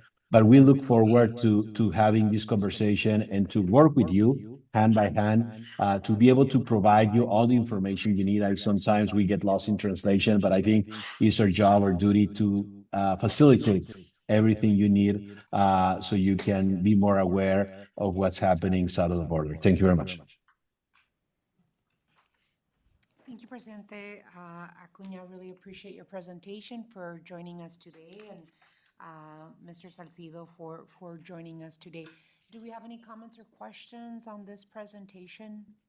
Just a quick one. Mayor Murphy and then Supervisor Nance. Very informative. I think I follow these things over the years, but then I feel like I'm lacking on the updates. So it really is wonderful to hear these presentations. Just a quick question. Is most of the rail improvements coming from the federal government in Mexico, where the Guaymas investments were more privately? I kind of was getting a feel for that and just wanted your feedback on that. Sure, and Guillermo, if you want to kick in as well, but in principle, the railroad, you're correct, is 100% federal investment. In terms of the port, I would say it's a hybrid. The first round of maintenance and upgrades, that is basically the enhancement of the port, the highway connection to Chihuahua and El Paso, the enhancement of the highways coming to the port, the new dock, that investment is federal. Right now, the enhancement for minerals, the enhancement for LNG, the enhancement for the others are open concessions, open for bidding, that Mexico is looking forward to partner. And to be very honestly, ideally with North American companies, to be able to strengthen that trust and that USMCA spirit. One of the elements that has been discussed within Mexico is Sonora is uniquely positioned to be a USMCA partner for some reasons, historic reasons. Sonora is a less linked state with China from the border of Mexico. And I think that creates unique incentives to do something with the US. So absolutely, actually, part of these visits being discussed with North American investors is how they can participate in this enhancement on the private side. Thank you. Thank you, Supervisor Hines. Thank you, Chair Romero. And thank you all for this presentation. This has been incredibly informative. And like Mayor Murphy said, I've been following kind of maybe a bit here and there peripherally, but this is just really seeing all this coalescing and coming together and seeing the progress you've made has been really reassuring, motivating, all of it. So I guess something that I would like to figure out from my colleagues and also our presenters, and I neglected to mention, when I was sitting in Senator Gallego's office in November, he spoke quite a lot to the assembled group about his interest in, in really helping to facilitate preparing Southern Arizona, preparing Pima County, preparing Tucson for to participate in the trade corridor that you described and that you demonstrated, and what are the next steps that we have to do as PAG, as a region, working with our federal delegation and the state to really advocate for Southern Arizona here in terms of being a major part of what do we have to expand or change or connect or do to make sure that we can participate here and really so that this vision that you have in terms of the expansion of the Port of Guaymas can really travel directly north here and beyond Nogales, obviously. What can we be doing in Tucson and in Pima County to prepare ourselves? And I'd love to hear some thoughts on that. I think that more than the conversation that our guests are bringing to us, I think that is an important question to ask ourselves, and make sure that we're planning to make sure that we're part of this conversation, right? That we are on the eyes of the individuals making decisions for the Port of Guaymas. I did notice that your video had a connection from Nogales to Phoenix and Tucson was left out. We're gonna have to change that to make sure that Tucson is on that dot, on that map, because that's what we want. We want to make sure that Tucson plays an important piece of the economic story of the Port of Guaymas and what's happening in Sonora. So I think that's an internal conversation that we have to have as a planning organization. These are the big issues that we have not had the opportunity to have conversations on because of other distractions. So I welcome this conversation, Supervisor, and absolutely we have to make sure that our friends at the Port of Guaymas are thinking about Tucson as a strategic partner to be able to move their goods and commodities from Guaymas through Nogales into Tucson and then to the rest of the country. So I don't know if there are any others. Chairman Jose? Thank you for all the information. I have a lot of questions, but I think probably for another discussion. I think we need to look at the bigger picture on this because years ago, it was talked about how, the imports were being strained in California and so forth, and everything was shifting down to Guaymas. And then Guaymas was getting heavily strained with the imports there. And then there was talk about several years ago about other areas of possible imports in Mexico, but that didn't go very far. But we're talking about the import, we're talking about the high-speed train and so forth like that. But I think we need to look at other factors, the highways and byways, the roads, you know, in Nogales, because you know right now in Nogales, it takes like forever to get back to the United States. And even sometimes going south and the trucks that are coming through there, it's a bigger picture when we're talking not only rail, but even the roadways and so forth. You see trucks lined up for miles and miles and miles on some given days. And so something we don't have control of, but the federal government at the ports of entries have. And I know there have been discussions about expanding some of those, but if you look at Nogales, there's not much room to expand, you know. So other ports of entry, San Luis expanded very largely, and a lot of the trucks coming down from Hermosillo go across to, I mean, there's trucks and trucks and trucks. It's beyond that. And I think we're just kind of micro-focusing on Nogales, Tucson, but we got to look at the bigger picture in there. Because you can build all the infrastructure south of it, but if the U.S. is not in the game, then it doesn't really mean anything. And that's something beyond our scope of work, but we need to be having those discussions on the federal level. I mean, there's talk, I mean, just look at tourism. A lot of the people coming through Pima County, coming through Tohono Nation on any given weekend, especially holidays, are not from Arizona. They're from Texas. They're coming through and they're going to Puerto Peñasco. It's a lot shorter trip to go there than to go to California or go to the Gulf of Mexico. How do I know that? Because our police tells us the data. And so, again, all those things intertwine on the bigger picture, And if we're going to focus on some of these things and put billions of dollars into this infrastructure, we got to think about the rest of the infrastructure because it all works together. That's all I'm saying. And I know that been talks about this years ago about building those ports of entries and building the roadways and so forth.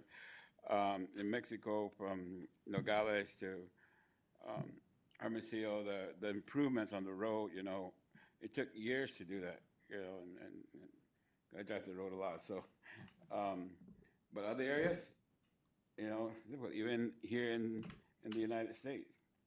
So anyway, that's all I'm saying is that I think we need to really look at the bigger picture in terms of the federal government, the United States federal government's responsibility at the ports of entries, and not only in this area, but other areas as well too, to keep I mean, it's never gonna stop. It's never, I mean, like I said before, administration come and go, but to build the infrastructure for commerce is beyond my life, I know that. It's gonna keep going. And so we've been building this, but if we don't keep knocking at the door in terms of other government, other levels of responsibility on the federal government, I appreciate what Mexico's doing. I appreciate that they're rolling up their sleeves and going to work. And while we're over here in the United States kind of fighting each other, so we're trying to figure out what we're going to do, we need to roll up our sleeves and go to work too. Because y'all know, as our regions, cities and towns, we got a lot of, we got roads and we got homes and we got all the stuff that we got to build on. But how are we going to focus on the bigger picture when we still got these little things at home that we got to work on? So we got a lot of work to do. And the only way we're going to do that is if we work together and communicate on that. Because we can do all the planning and hear all the presentations and everything like that.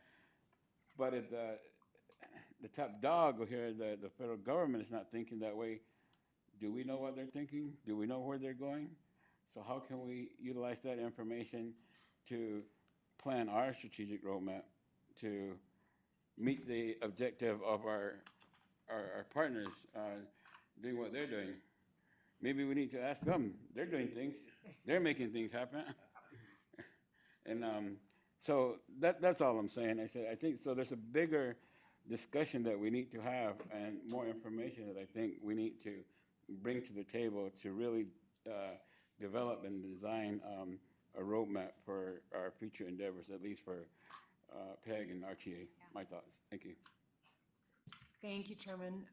Really appreciate your commentary. Yeah, I think I was seeing a lot of nodding around the table when you were speaking in terms of, being able to create the vision and then work with the different jurisdictions to make that vision happen and to continue making sure that we put Tucson in our region on the map for direct foreign investment as well as federal investment in our infrastructure to make sure that we're, playing a role, we're playing a part in all of the incredible work that's happening on the Mexican side of the border, and being able to connect that infrastructure to what we need to do here. So lots of work to do, but appreciate the presentations. Supervisor Hines, did you want to close it off with anything?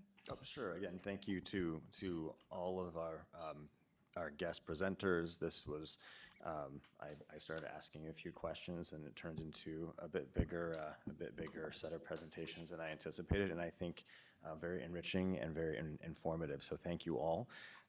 I would like this to be the beginning of a series of discussions. I feel that the PIMA Association of Governments has I think, a very important role to play in this, and I would like to see, and this can be, maybe Mike, if you want to, you can talk about this now or later, but I would like to see this body, this council, be very actively involved in pushing and aggressively moving forward and working with our federal delegation and the governor's office, and of course ADOT in the state of Arizona and this entire region and our neighbors to the north and south on both of these projects, and whether that's some dedicated staff time or whatever that looks like initially. I would like to see us make that happen so that this isn't a one-off thing, but this is maybe a quarterly or a couple times a year kind of conversation we have, or whatever is necessary to make sure that these things are moving forward, and that the planning that can take so many years on this side of the border, that the planning is happening,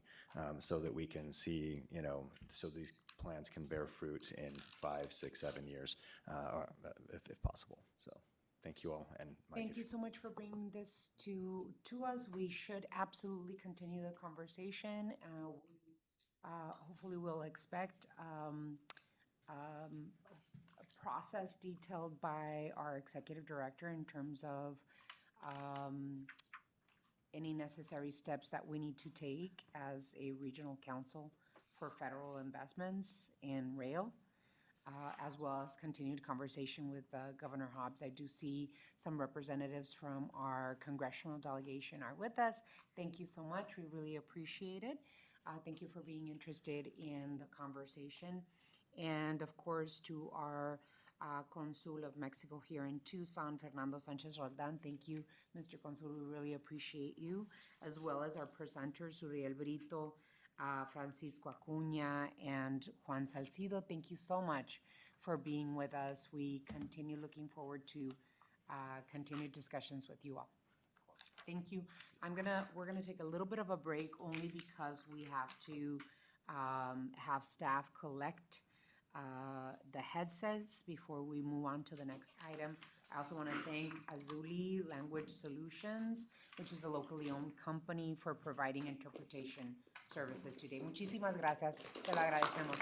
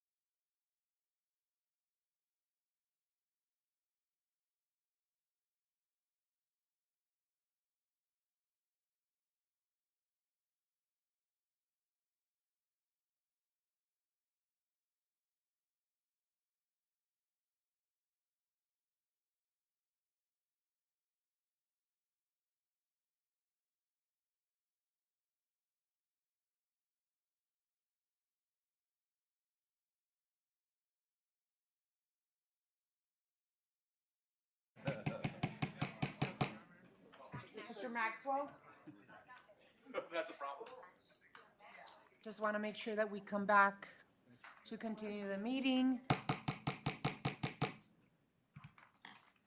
Sorry about that. We were all having fun having our conversation, so we need to bring some attention to this. Yes, we have some items still to go, so wanted to call us back all in to continue with our items. Item 7 is the fiscal year 2025 through fiscal year 2029 PAG Transportation Improvement Program. Staff will provide details on tip amendment 2025.030 as provided in the meeting materials. Mr. Ortega. Thank you, Mayor. I do have Adam on board to make a very brief presentation. Keep in mind, this has been vetted through the Management Committee with a recommendation, and we would be looking for approval of this today, Mayor. I'd like to move the item. Second. There's a motion and a second on moving the item. Adam's got a presentation. Brief presentation. It's not necessary unless you want him to go through. I think if we feel comfortable. I feel comfortable. Okay. With that, we have a motion and a second. Any further discussion on this item? Besides not hearing the presentation? Okay, if none, all those in favor of the motion, please signify by saying aye. Aye. Aye. Any against? Motion carries. Item 8 is draft fiscal year 2027 through fiscal year 2030 Coordinated Public Transit Human Services Transportation Plan. Mr. Ortega. Yeah, again, Mayor, this is an item that's been brought to the Management Committee. The detailed presentation was made to them. They did recommend approval by the Regional Council. We do have staff available if you have questions. Other than that, I would be asking for direction on this item and approval. May I have a motion, please? Move the item? Yes. To move the item. Yes. Second. I do have a comment. Sure. So on, staff brought to my attention that on page 71 of the document, it mentions Oro Valley Sun Shuttle Dial-A-Ride. At least according to their reading, it gives the impression that in 2025, transit services are being provided by a vendor, MTM Medical Transportation Management, and that's not accurate. We self-perform most of the transit services in and around Oro Valley, and we'd like to ask that that be Madam clarified. Chair, Board Member Winfield will make that correction. Thank you. Thank you. Any others? I think I would say the only question that I have is how much total 5310 funds come to our region? Madam Chair, let me ask Madam Chair. Janine. Janine, do you have that information handy? I do. Approximately 1.2 to 1.4 million annually. Sorry. Thank you. Helps hit the button and turn the mic on, doesn't it? I apologize for that, Madam Chair. $1.2 to $1.4 million a year, roughly, is what comes into the region through preliminary awards. And is it based on need, or how are those decisions made in terms of the 5310 funds that come in? Sure, that's a great question. ADOT serves as the direct recipient of FTA Section 5310 funds. PAG is part of the review process for all applications for that funding in the region. We provide recommendations to ADOT, and ADOT makes the final determinations and then sends out preliminary award letters. Is it based on like population, or is it based on need?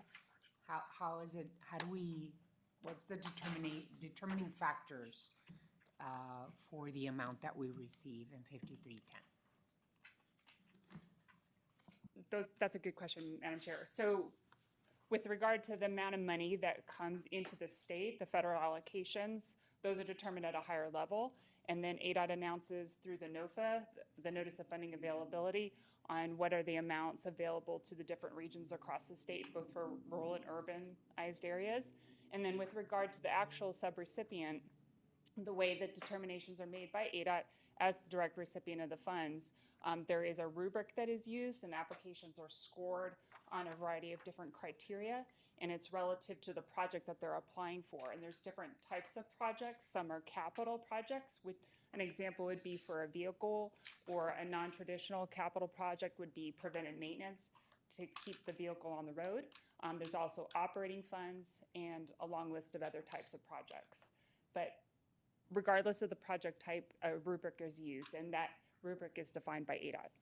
Yeah, no, they're worthy nonprofit organizations that are providing really important services to our region.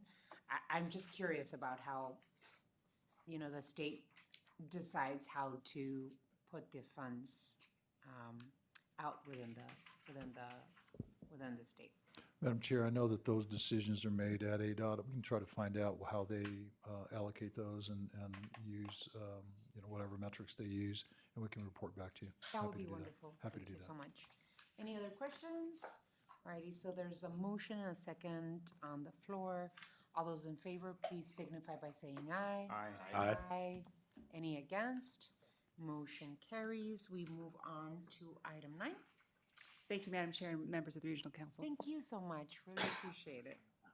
Item 9 is the Pima Association of Governments PAG role in providing planning support for transportation safety improvements region-wide.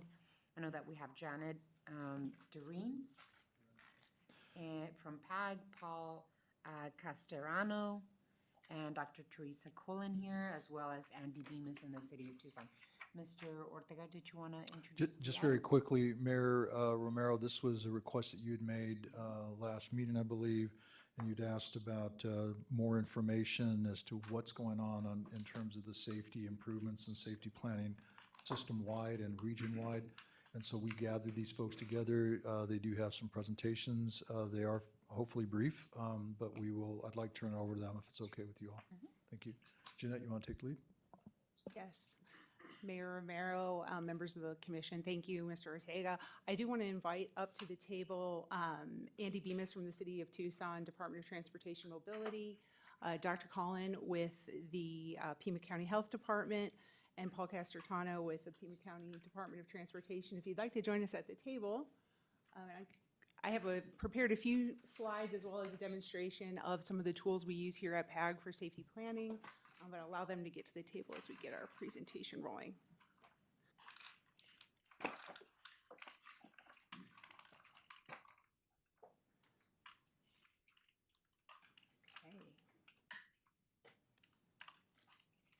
Go ahead and see if I can, bear with us, we just got a new system here, so we're giving it a test run.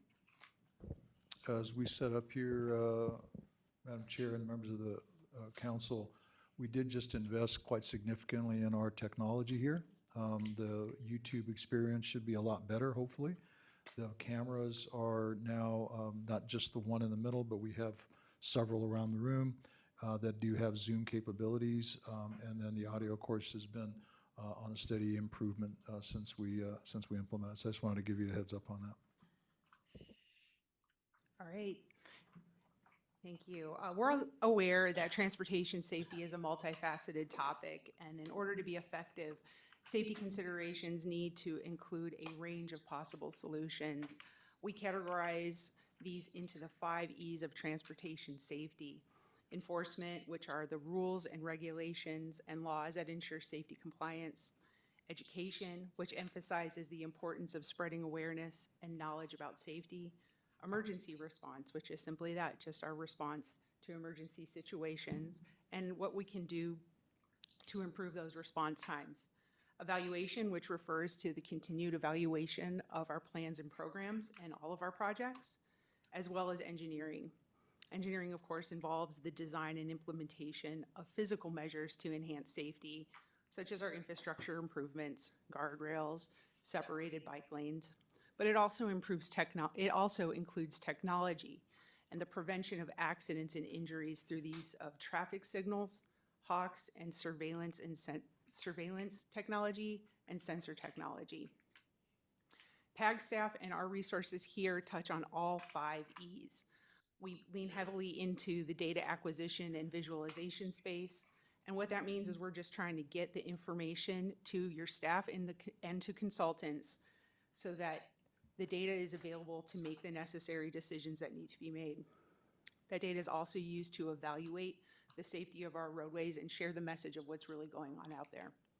We conduct road safety assessments, which I'll describe briefly here in a minute, as well as our bike and ped count, which you've heard us present on before. In that bike and ped count, we do analyze helmet usage as well as wrong way bicycle driving. So we're taking the opportunity to look and see what's really going on out in the field while we're out there just counting how many people are cycling and walking. We also do performance tracking and safety analysis, which we'll get into here. So yes, we are the data people, and we've traditionally been the data people, and that's our reputation. And back in the back of the room is Hansu No, who is our head of data science. And we're really proud of the tools that we've built, such as the PAG Safety Explorer. This tool is the hub for our data at the county level for safety. Several examples of the data were available in your staff report, and I'll demonstrate the tool here in a minute for you to see what it actually looks like. The tool is the hub for emergency response data that's reported at the state level. So the emergency responders report to ADOT. All that data goes up to the state, and then what we do is we pull down the data just for our region. That way, when we give that data to your staff and to consultants, and when we use it here for our modeling purposes, it's at the county level. So we're taking a big giant data set and just cutting it down and making it more usable for our teams. And the tables that you saw in the staff report, that's really what's coming out of that. It's being generated. I'll dive right into RSAs, and we use that data for our RSA program. RSA program is one of the most well-known and highly regarded programs here at PAG. Gabe Thumb, who's not with us here today because he's out in the field doing this good work, is our in-house safety expert. And he runs this program, and he's also embedded in a lot of the safety activities that our speakers here today are going to discuss. This program has been here at PAG since 2011, and we've done 75 RSAs, which are funded through HSIP funds. We have secured funding through 2028 to continue with the RSA program. And what the RSAs do is they are an independent safety review of corridors, and not just corridors that are here on the ground now, the safety corridors that we talk about, but also projects that are in design. So moving forward, when we have RTA projects and we're talking about a corridor, we can do an RSA study to look at the details of what's going on the ground. These are the tables that you guys are probably very familiar with. They are the performance measures from our long-range plan. Since you guys saw our long-range plan last year, these have been updated to include the 2024 data, and we'll be updating them again to include the 2025 data. So this comes from that big data set at ADOT, with all of the numbers of our injuries and fatalities, and we condense that down to what's just happening here in the region. I've only included fatalities on this slide simply to show what we already know, and that's unfortunately that we're trending in the wrong direction. These charts show 10 years of increasing fatalities in all three categories of automobile fatalities, pedestrian fatalities, and bicycle fatalities. So now what do we do, right? We know what the situation is, so what can we do about it? And we have the Regional Active Transportation Plan that was approved last year by this board as the foundation for our collaborative solutions for funding, as well as deciding what strategies to implement on the ground to address the situation. PAG is committed to continuing the advancement of our analytic tools as well. So we want to continue to bring the data sets and technology to the hands of the decision makers and to your teams as well. And also bring this information forward to this group to help decide regional decisions when it comes to transportation safety planning. With that, I'm going to give you guys a quick demonstration of how our tools work. I have to switch screens real quick. And hold on, I'm learning the system. Let's start here. It worked. We'll wait for Isa, let's see, to share it.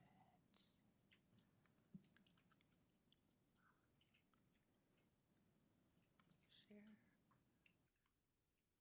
There it is. It's kind of hard to see at this view, but you can see the tables that come out of the Safety Explorer in your staff report. On the left is a map view of the data that we have, as well on the right, you're going to see the the data tables that correlate with that.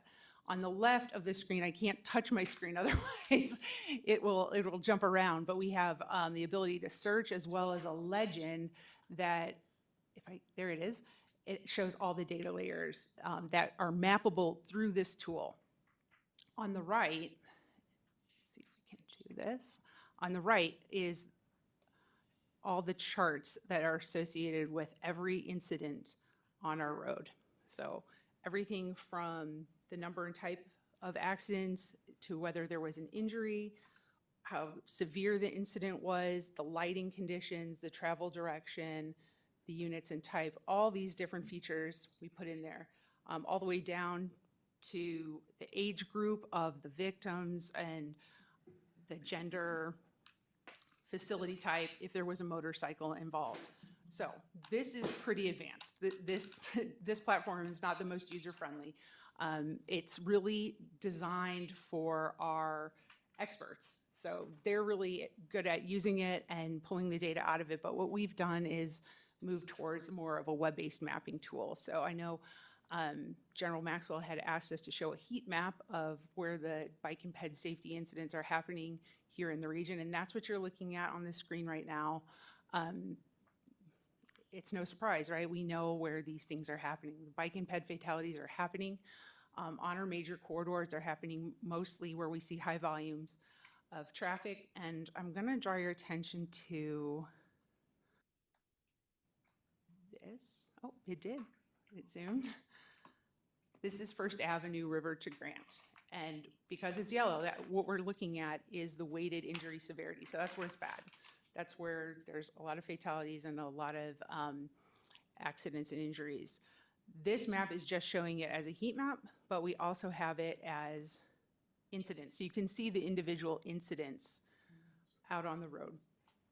From here, we can actually click on an individual incident and find out the data that was submitted from emergency response. So this says that unfortunately this was a fatality on First Avenue at Graybill Drive.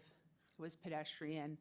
It was dark outside, and it was on a Saturday on a clear day. So we have that level of detail which helps support the analysis. It's really hard when you start clicking on each individual dot and seeing what's going on out there. And these are just bicycle and pedestrian incidents on this map. We also have automobile-only accidents, which we can share with you at a different time, but I know you guys have seen this information before from your teams as well. But one thing that we are priding ourselves in, and you guys have heard Dr. No and his team give demonstrations about the advanced analysis that we're doing. I did have him put together something really quickly that I can show today.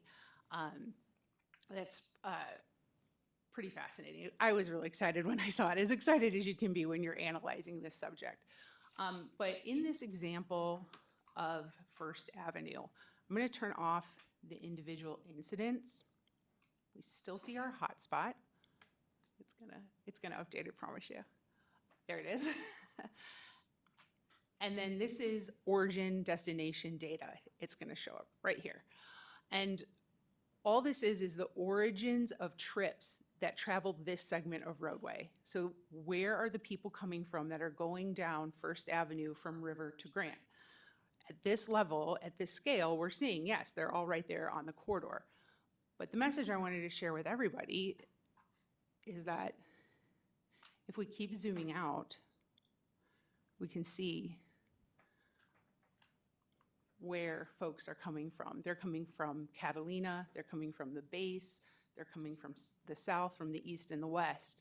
So although this specific corridor is in the city of Tucson and it is very dangerous, it impacts everybody. So if there's an accident on this corridor, if the road is shut down for any reason, that impacts our buses, it impacts our passengers, our cars, and unfortunately it could be anybody from any of our jurisdictions could be the victim of one of these incidents. So it really is important at a region scale, not just on the scale of looking at that specific corridor and what's happening in the immediate vicinity. So that was one example, and I pulled one other. Thought was also very fascinating. Down here we have Speedway. And I'm looking at Euclid to Campbell. There it is. And we did the same thing. I asked Hunsu and his team, where are the folks coming from that are traveling on this segment of roadway? We know this is right by the University of Arizona. It's a major east-west corridor. Many of us travel this road every day. It has a lot of features. It has a lot of safety features. There's underpasses here. There's hot crossings. There's intersection improvements that we've done on this segment, well, not specifically on this segment, but on the entire Speedway corridor. And who really is impacted by incidents on Speedway. So we pulled it again. And of course, right, everybody that's right in the vicinity uses this road. But as we zoom out, we can see that it really is a larger problem. That hotspot impacts folks that come from all over our region. And in fact, we can zoom this way and see that they're coming from outside of our region. So when we have the conversations around RTA Next and we have the conversations around how are we going to prioritize our investments, it's important to know that just because an incident is happening on one piece of roadway segment, it impacts everybody. And it impacts people that are coming from outside of our region for any given reason, whether it's tourism, visitors, students, or those of us who live in these neighborhoods. General Maxley? Mr. Maxwell? Thank you, Madam Chair. I think you just kind of answered it. So when you say where they're coming from, that's where their record of home, that's why you get to the folks that are outside of our region, because that's in the university. You've got students that their homes are elsewhere. Yeah. So it's not saying this is where they came and either riding by bike or walking, and that's where they had the accidents. The other question I had is, can you also break this out by time of day? Mm-hmm. Yeah. Because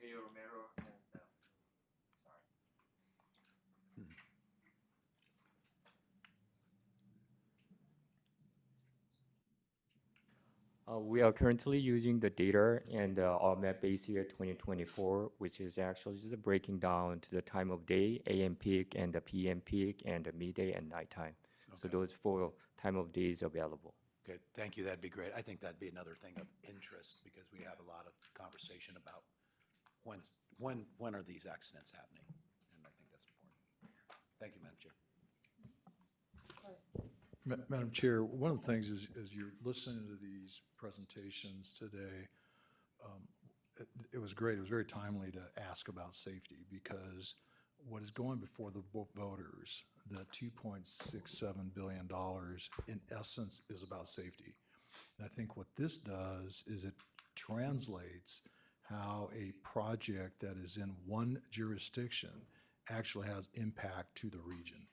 And although we had to draw the lines, right, on what the boundaries were, when you really look at it this way and you start to analyze from particularly a safety standpoint, the magnitude and value of that regional investment. So we'll talk, I'll make some closing remarks at the end, but I wanted to just kind of frame that for you to be thinking as we're going through this discussion. Well, and I Thank think you. that's why one of the reasons that I decided to bring this item here is because I know that the city of Tucson and the mayor and council are working really hard on safety issues and including infrastructure for bike and pedestrian safety.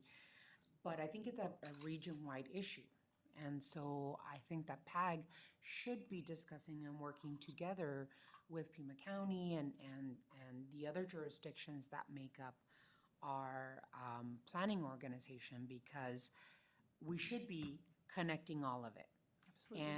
And then making sure that we do take a look at where the areas of need are.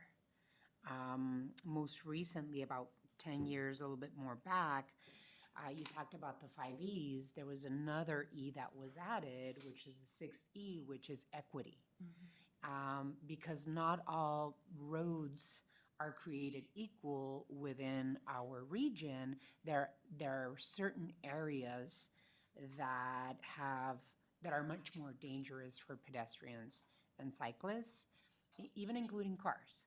And so we just got to work on a strategy where we're not duplicating the work, but bringing it in all together. And I know that we have presenters from the city, the county, to talk about this, but That's one of the reasons that I wanted to have this discussion here. Yeah, Madam Chair, that's a very valid reason. And interestingly enough, we also, this data is number of trips that land on a segment. This is coming from some of those data collection efforts that you guys funded, and which we're really grateful for. But we also can add speed on top of this. And we're actually getting that speed data from crowdsourced data. So we're purchasing data that's surveillance. So it's coming right off your cell phones and right out of your cars. We've been doing this for years and passing it along to your agencies who are doing a lot of really great work. So I'm happy to have them here to present on what they're doing. We'll go ahead and start with Andy Bemis from City of Tucson, if you'd like, or they're gonna play hot potato. Thank you, Jeanette, Madam Mayor, and members of the council. I was expecting to go after you also. My first comment was to thank your comments, but I won't do that because you haven't made them yet. Yeah, I'm glad we're here talking about this. You know, I'll try and keep my comments brief. You know, in the city, we have over 50% of the residents in the region, and regrettably, we have over 60% of the traffic fatalities in the region. So it's something that we are well aware of and we take very seriously. Far too many lives are lost and severely impacted on our roads. First, you know, we know it's been a growing problem, and frankly, we've pivoted our approaches to engineering and planning of late to try and address it. And I'm just going to mention some of those changes and some of the ways the City of Tucson is trying to address this problem.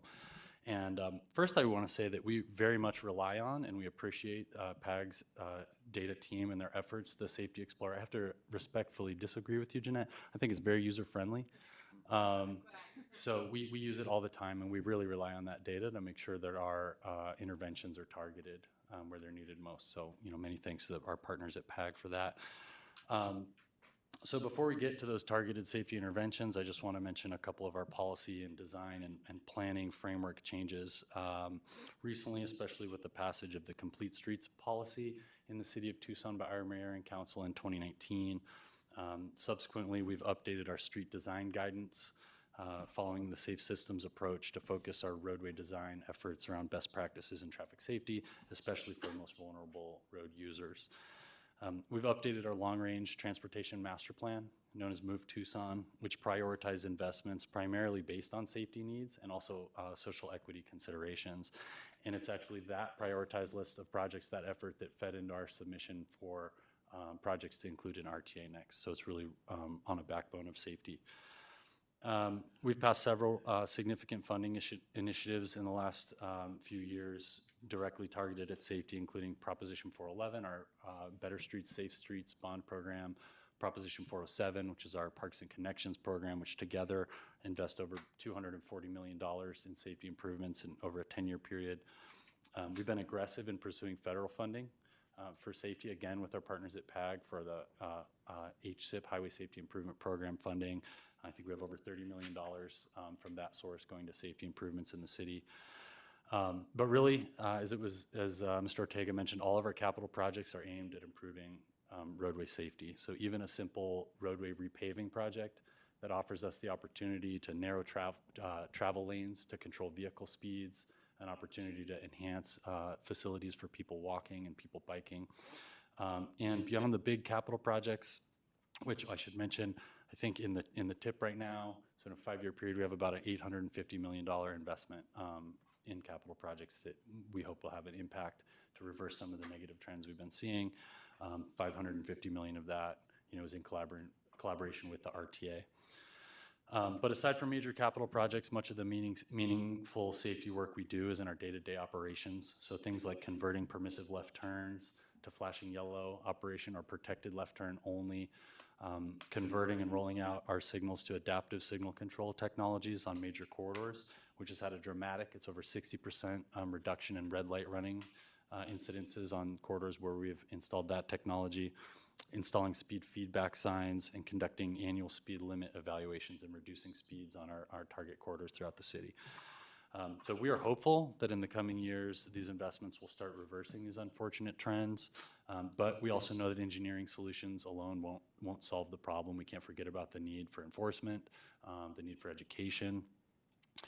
And I will finish with one example because I want to try and find some point of optimism in an otherwise pretty gruesome topic, which is a project we did in 2020 on South 12th Avenue from Drexel to Irvington, where we reduced the lanes and we reconfigured the lanes. We partnered with the U of A Center for Applied Transportation Sciences to conduct a 3-year post-project evaluation. And we found that we reduced overall crashes on the corridor by 44%. We reduced pedestrian-related crashes by 85%, bicycle crashes by 100%, and fatal crashes by 100%. So in the time since the project, there have been 0 fatalities on South 12th Avenue between Drexel and Irvington. So while we do have a big problem in the region, especially on big corridors, we know that when we make intentional safety targeted investments in a particular area, we do have tools that can work. So I'll leave my comments there and welcome the comments from Pima County. Before you move on, Mr. Beamer, that was 12th Avenue that you mentioned, correct? Yes, ma'am. Okay. All right. Supervisor Hines. Thank you, Chair. What would you attribute specific to the improvements? What do you believe, or what does your team believe is responsible for that, I would say, remarkable reduction in accidents and especially in fatalities, specific to the improvements on South 12th that you mentioned, or 12th, yeah. Yeah, I'll speak to that, and at a high level, and maybe anecdotally, I'd be cautious to draw too many conclusions without specific data. But on that corridor, we went from a 5-lane cross-section, so 2 lanes of traffic in each direction with a center left turn lane, to a 3-lane cross-section, so 1 lane of traffic in each direction and a center left turn lane.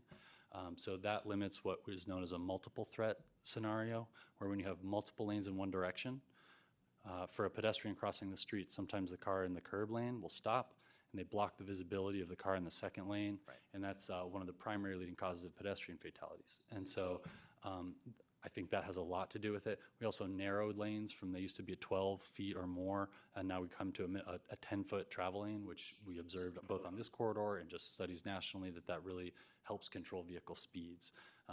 As a speaker mentioned earlier, speed, whether someone's speeding over the speed limit or not, speed is an implication in every traffic fatality, because we know people survive, are more likely to survive if the driver is going slower. And so there are other smaller changes with signing and striping and things we did on the corridor that I think contributed to those results. Thank you. And can I ask a follow-up of Jeanette real quickly? Thanks so much.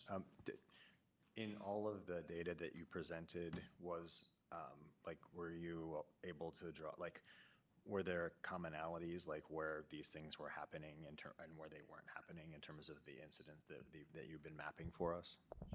Chair and Dr. Hines. Yes, I mean, there are a lot of similarities that we see. We know that pedestrian and bike incidents happen. Fatalities are happening on our arterial corridors. They're happening at places where there's bikers. And we are a very bike-friendly community. We've made a lot of investments to make sure that our cyclists and our pedestrians can get around. So we can draw conclusions on specific corridors. Like when we do an RSA study, we'll go out and see what's happening, where exactly it's happening. But depending on where the road is and in what context, if it's in the city versus if it's out a little further in the county or on the outskirts, it could have, there could be something different going on that we need to come up with a different solution. In the RATP plan, we did provide a toolbox, and in that toolbox, it was recommending context-appropriate solutions. So depending on where we were seeing a situation where there was a problem, we would recommend a different solution based on, many different factors such as speed, roadway width, who is there, all those different things were factored in. So that's that E where we talk about enforcement is one component, but evaluation is where that RATP plan focused. Thank you. And I would just remind everyone that the data we just saw was from 2020 to 25, is that right? One of those dots is Chuck Huckleberry, right? We almost lost the county administrator at the time, who was, I believe, standing with a bike. I can't remember exactly what the situation was, but it's important to sometimes, the charts but it's people.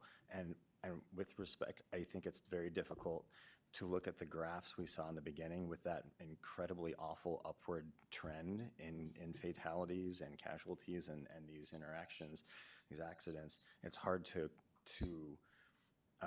really that doesn't quite go with, yes, we I think want to be, or we aspire to be a very bike-friendly community, but we keep running them over.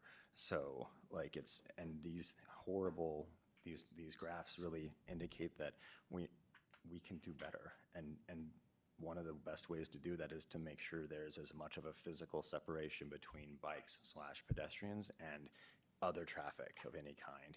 I'm not lecturing you specifically, I'm just like, so, but you're sitting across from me, so, okay. But yeah, I think it's important to definitely put sometimes when you can put a name and a face on things, Chuck Huckleberry will never be the same, and we're lucky he's not dead. So, but yeah, thank you. Madam Chair and Commissioner Hines, you're right. Chuck was one, and as well as many children that are out there that have gotten injured, and we've had a few already this year.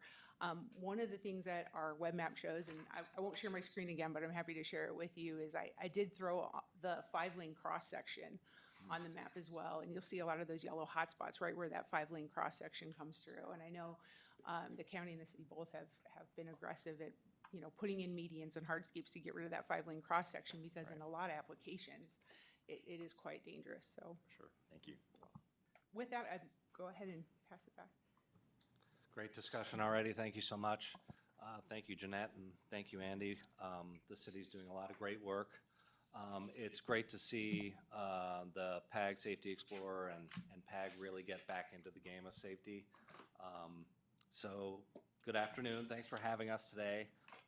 I'm pleased to be here with our partner from the Health Department, Dr. Cullen, who you'll hear from shortly. I'm Paul Casertano. I'm a Deputy Director with the Department of Pima County Department of Transportation. I'm one of the infamous guilty parties that helped establish the PAG Safety Explorer when I was here at PAG, knowing that there was a need at the jurisdiction level to better understand safety, to navigate from we think there's an issue here to what is the issue and what can we do about that issue.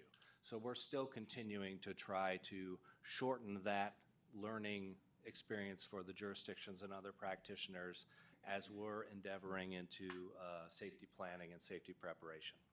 So Pima County DOT, together with the Health Department, received an award from the Federal Safe Streets for All program to develop a regional transportation safety action plan. Pima County reached out to PAG and its member jurisdictions to partner on the development of the action plan and to establish an ongoing safety culture to ensure that this is a continued focus on safety improvement throughout the region. We all know that safety does not adhere to jurisdictional boundaries and that we need to work collaboratively to have the impacts we need. The main focus of the action plan is to deliver a repeatable, data-driven process so we can better understand safety and regularly go from network analysis to project development to identify the right safety projects and initiatives for funding and investment. We're seeing some of that fruit come out of the city of Tucson with the targeted investment of 12th Avenue. They understood what the issues were and they targeted the safety solution, and they're seeing the benefits of that. So that's what we're aiming for here. We know that the region has seen traffic fatalities rise over 50% between 2015 and 2020, and we've seen another 30% increase since 2020. We also know that up to 42% of all traffic fatalities in the region are include between 2020 and 2024 are bicycle and pedestrian fatalities. That's a vast overrepresentation of that user group that is dying on the roadways.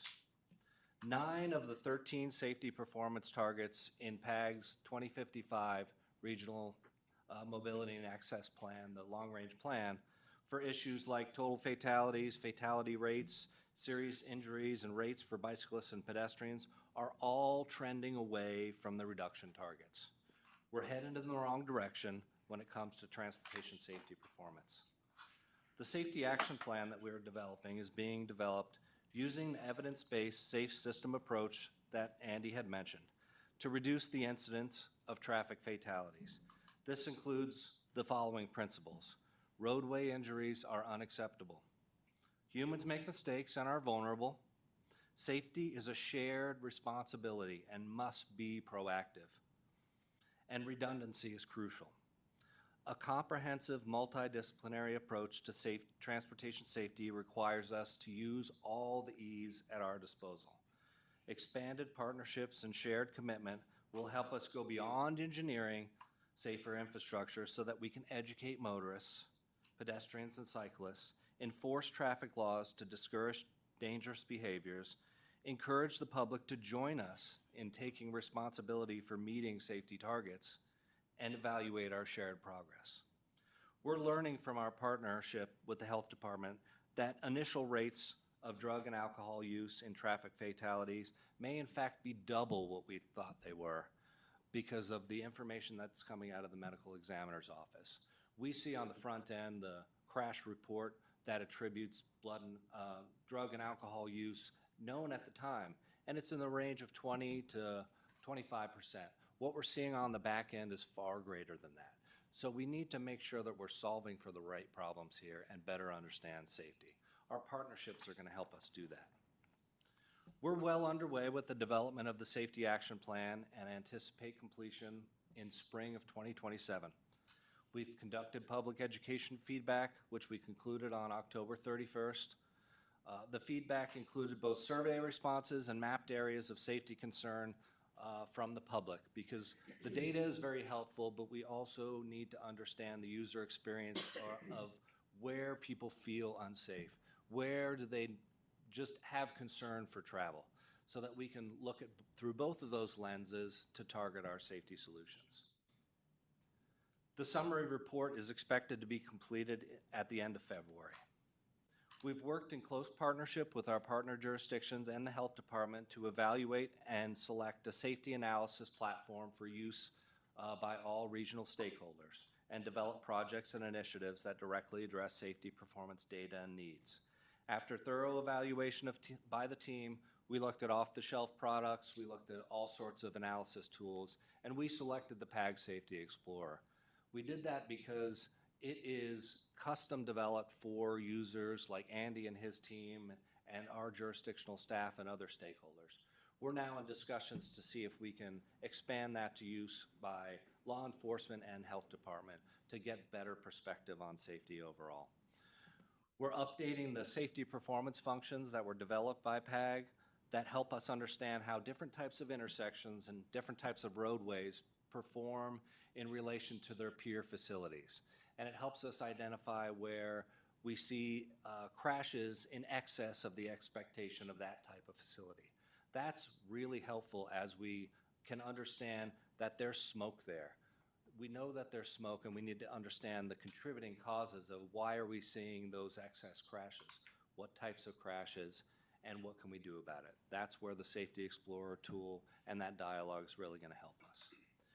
We've held safety benchmarking workshops with the jurisdictional partners to assess and strengthen the integration of safe system elements within our agency processes, and we'll be holding a visioning and goals workshop with our partners in the next month or so as the next step. The Visioning and Goals workshop will really allow us to solidify a shared regional commitment to identify an ultimate vision for transportation safety and establish aspirational goals and targets for reducing crashes and injuries and eliminating roadway fatalities. These steps will be essential for us to set a path to safety improvement and continuously evaluate progress through a transportation safety dashboard, which will be developed as part of this project in consultation with the Health Department and our other partners.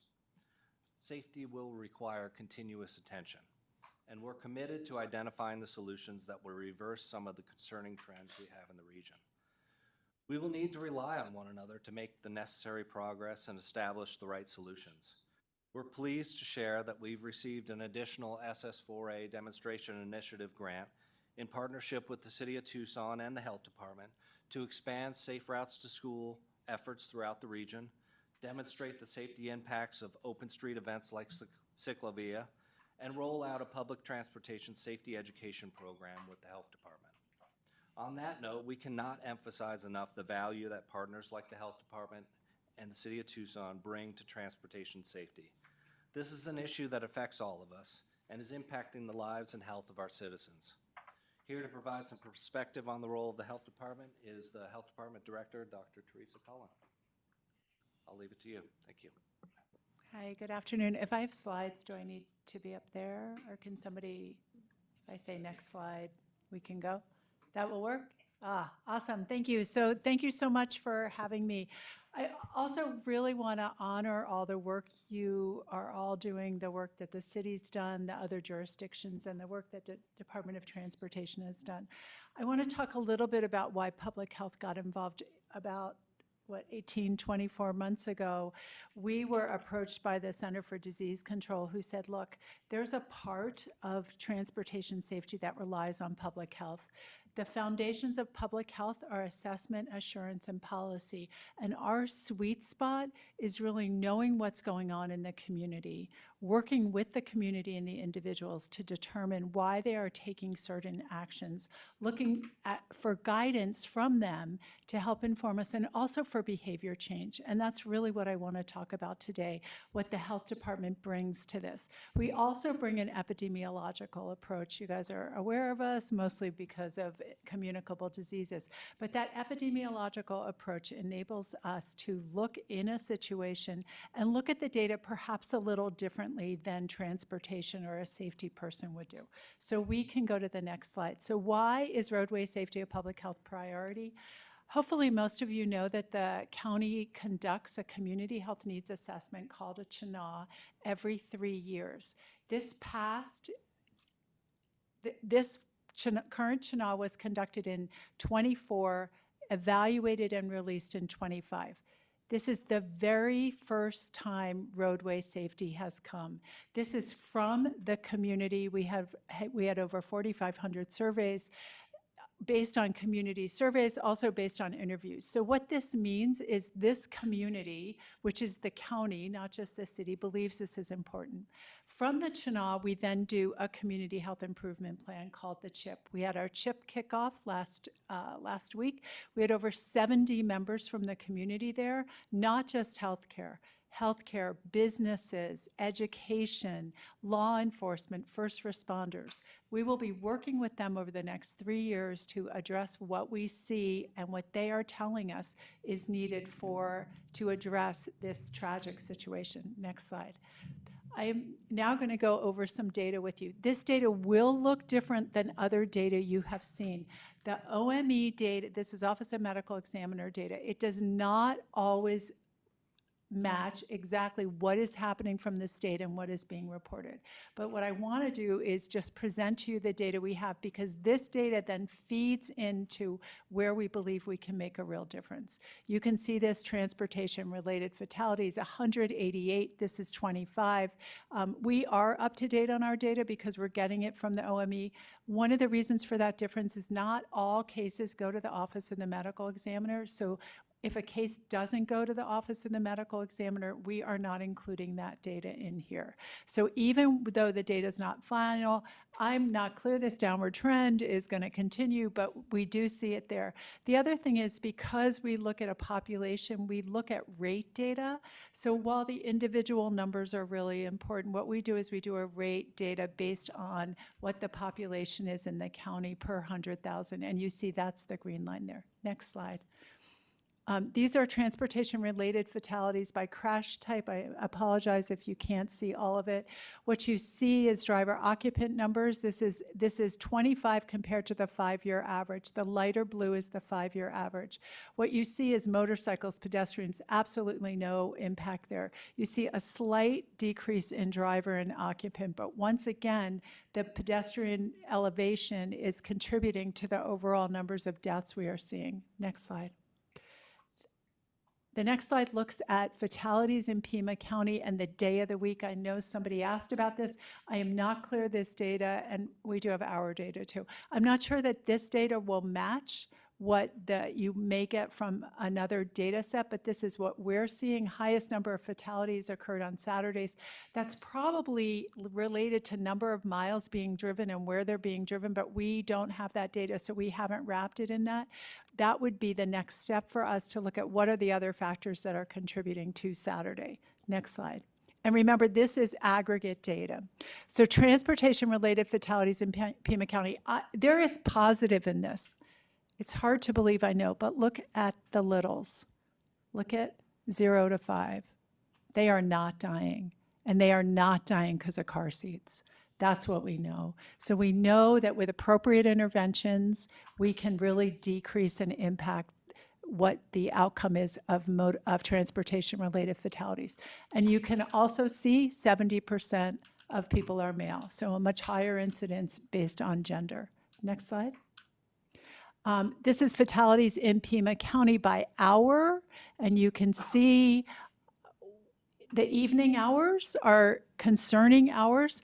I will tell you that the people that are looking at this data for us did not expect to see this dramatic an increase in the hours. That's between 1900 and 2200, but is what we're seeing. We're seeing it consistently between pedestrian and motor vehicle. Lots of things are probably contributing to that. Next slide. So fatalities remain unacceptably high. Time periods combined with several other high-risk factors. Low light conditions, higher prevalence of intoxication. I will say our numbers from the medical examiner, the toxicology reports indicate very concerning numbers. Now, toxicology reports do not necessarily mean intoxication. So a toxicology report could be positive if you have marijuana. It could be positive if you are, for instance, on Adderall, which is a treatment for ADHD. So we have to delve more into that. However, I will share the statistic because we have shared it. Up to 70% of pedestrian deaths seem to have a positive tox report. Once again, do not interpret that any intoxication caused or was associated or what was causal in that death, but these numbers, and I think Paul is aware of these numbers, they're much higher than any of us anticipated we would have. I also want to be clear that we have never looked at this data before to this extent. Because of our involvement with the Department of Transportation, Safe Streets for All, and the inclusion of public health in this, we are now looking at the data with a totally different perspective than I think DOT has done, and a new perspective for us, because until very recently, in the last 12 months, this is sad, we were not paying attention to transportation deaths. So speed, visibility, impaired road use, those are the things that are coming up that we believe are contributing. Next slide. So the next slide just talks a little bit about why I am saying those three things. So we are participating on the Transportation Safety Action Plan. However, we have stood up a transportation-related fatality committee. This includes first responders, it includes law enforcement, it includes healthcare providers, it includes the city of Tucson, other people in the county, the Department of Transportation.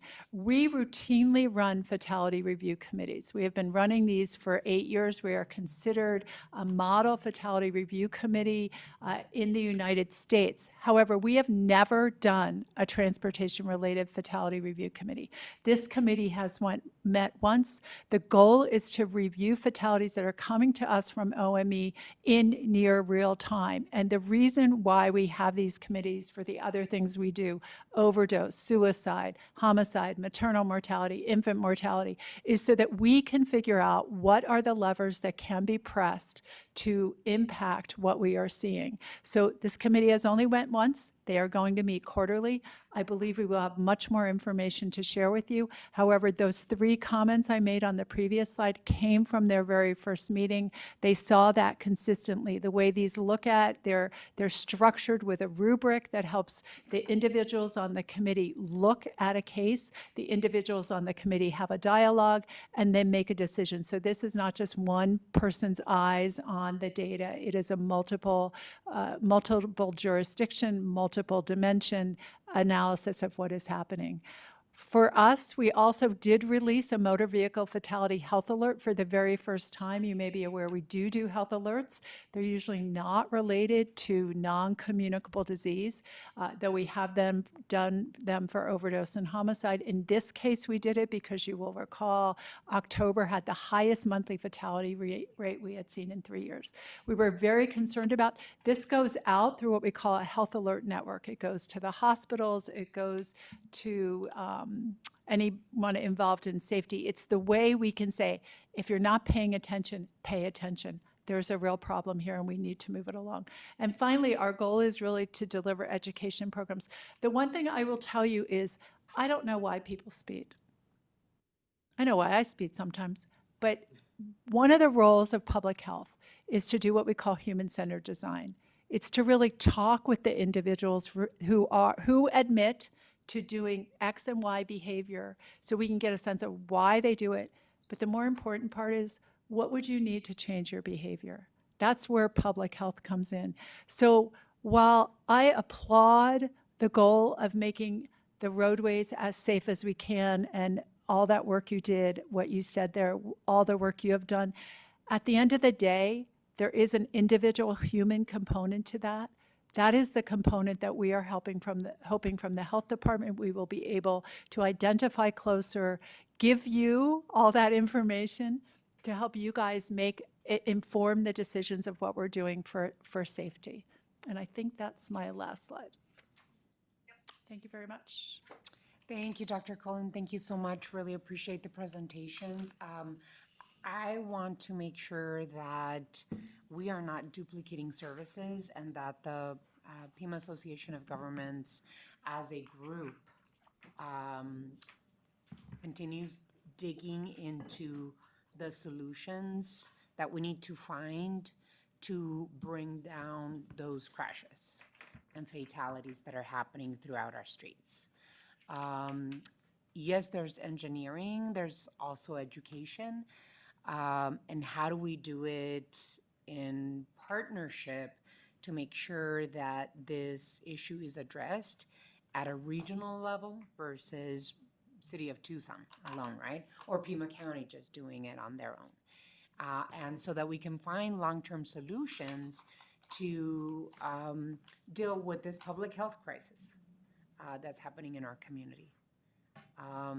We're also a community that values our dark skies ordinance, so how do we compete in terms of safety and dark skies and the research that's happening at the University of Arizona and within our region in astrology. So lots of information that is already there, lots of work that Pima County, City of Tucson, Pima County Health Department are doing.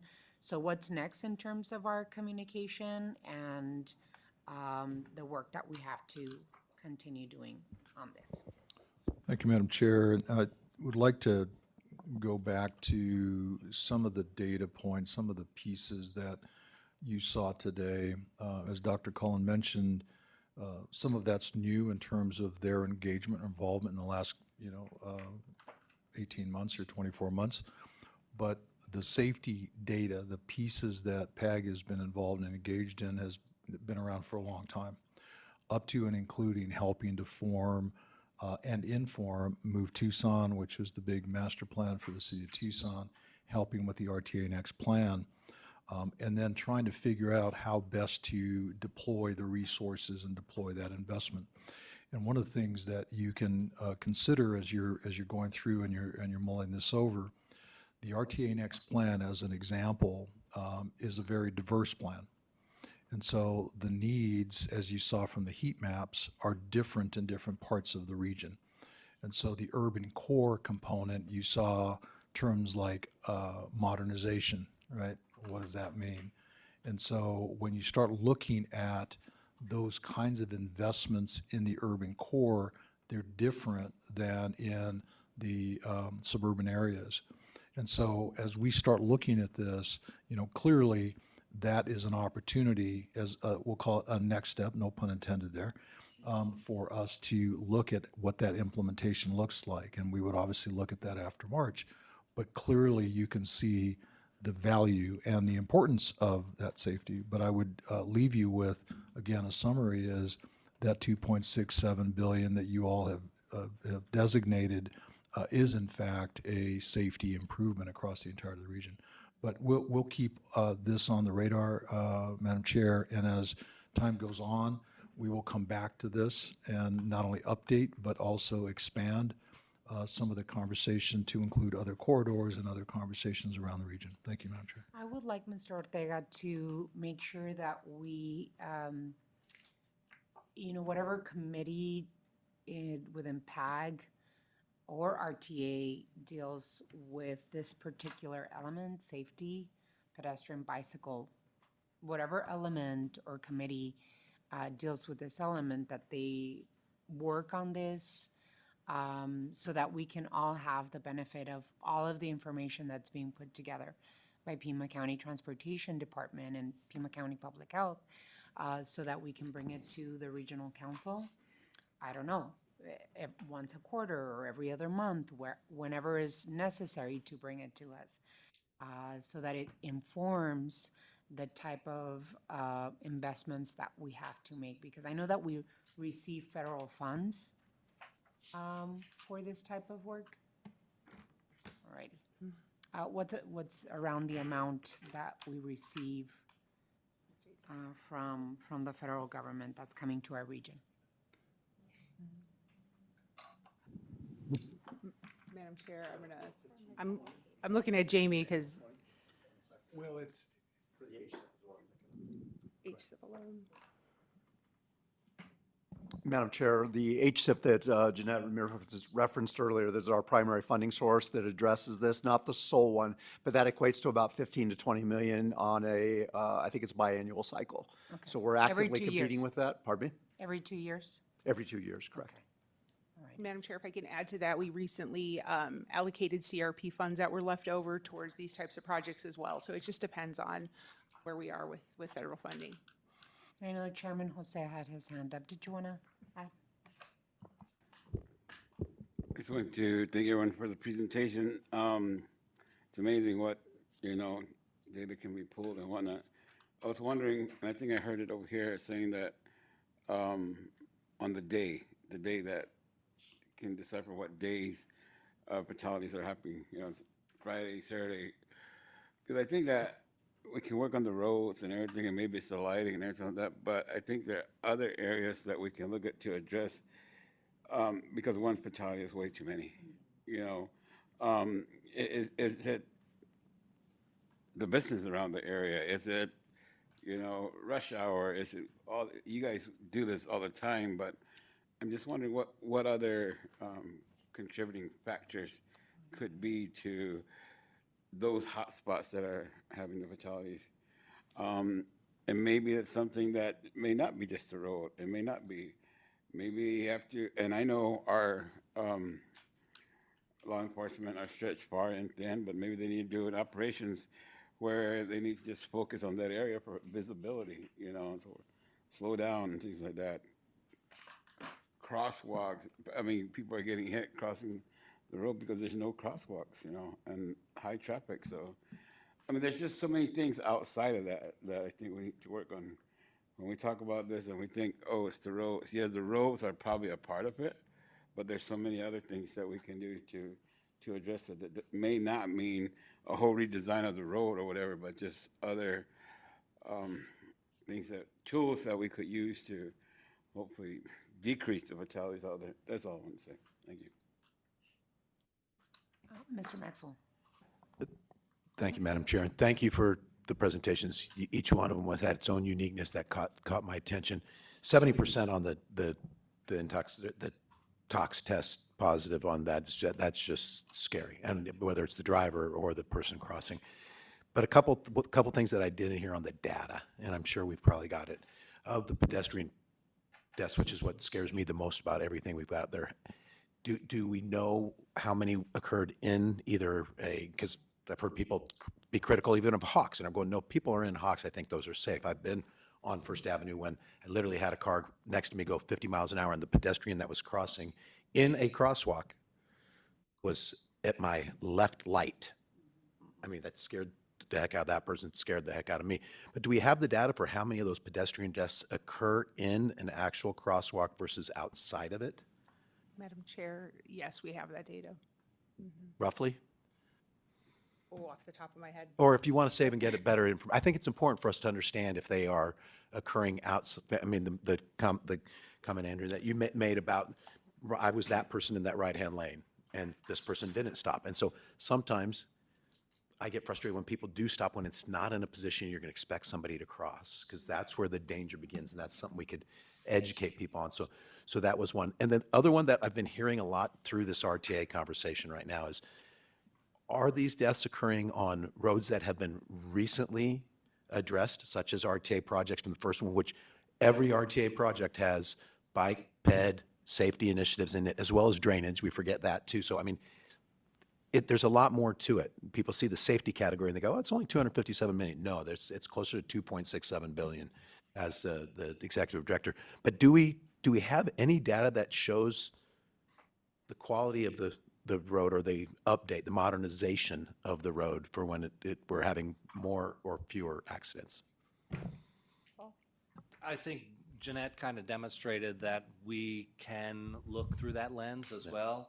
She demonstrated that we can bring speed data and origin destination data. We can also bring, the cross-section elements of what types of facilities we're looking at and when there was reconstruction. We haven't really done that analysis. I can tell you that it's a mix. We see both.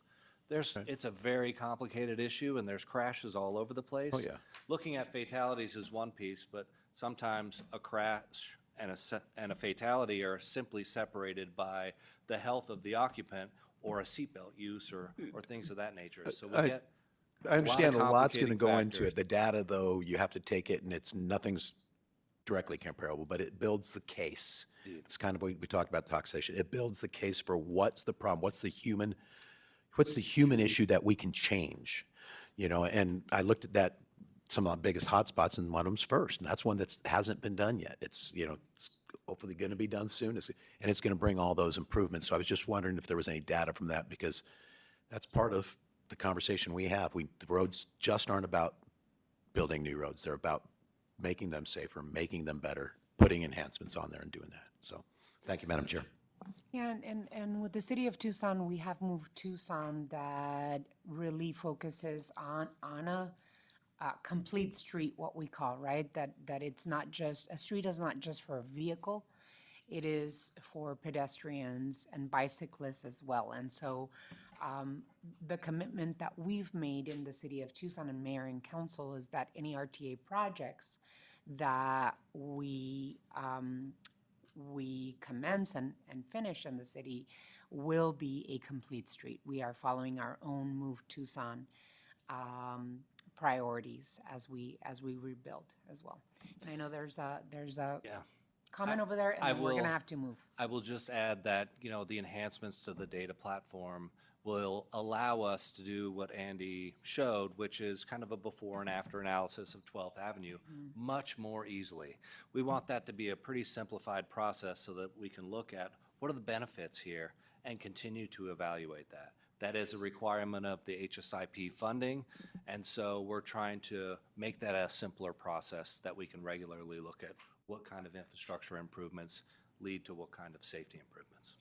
And we're certainly at this table looking forward to the advice of what is it that we need to do individually as jurisdictions and together as PAG to stop those deaths from happening in our street.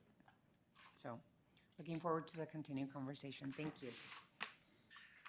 Alrighty, we're moving on to item 10, expanding voting membership on the PAG Regional Council to include officials of public agencies administering major transportation systems in Pima County.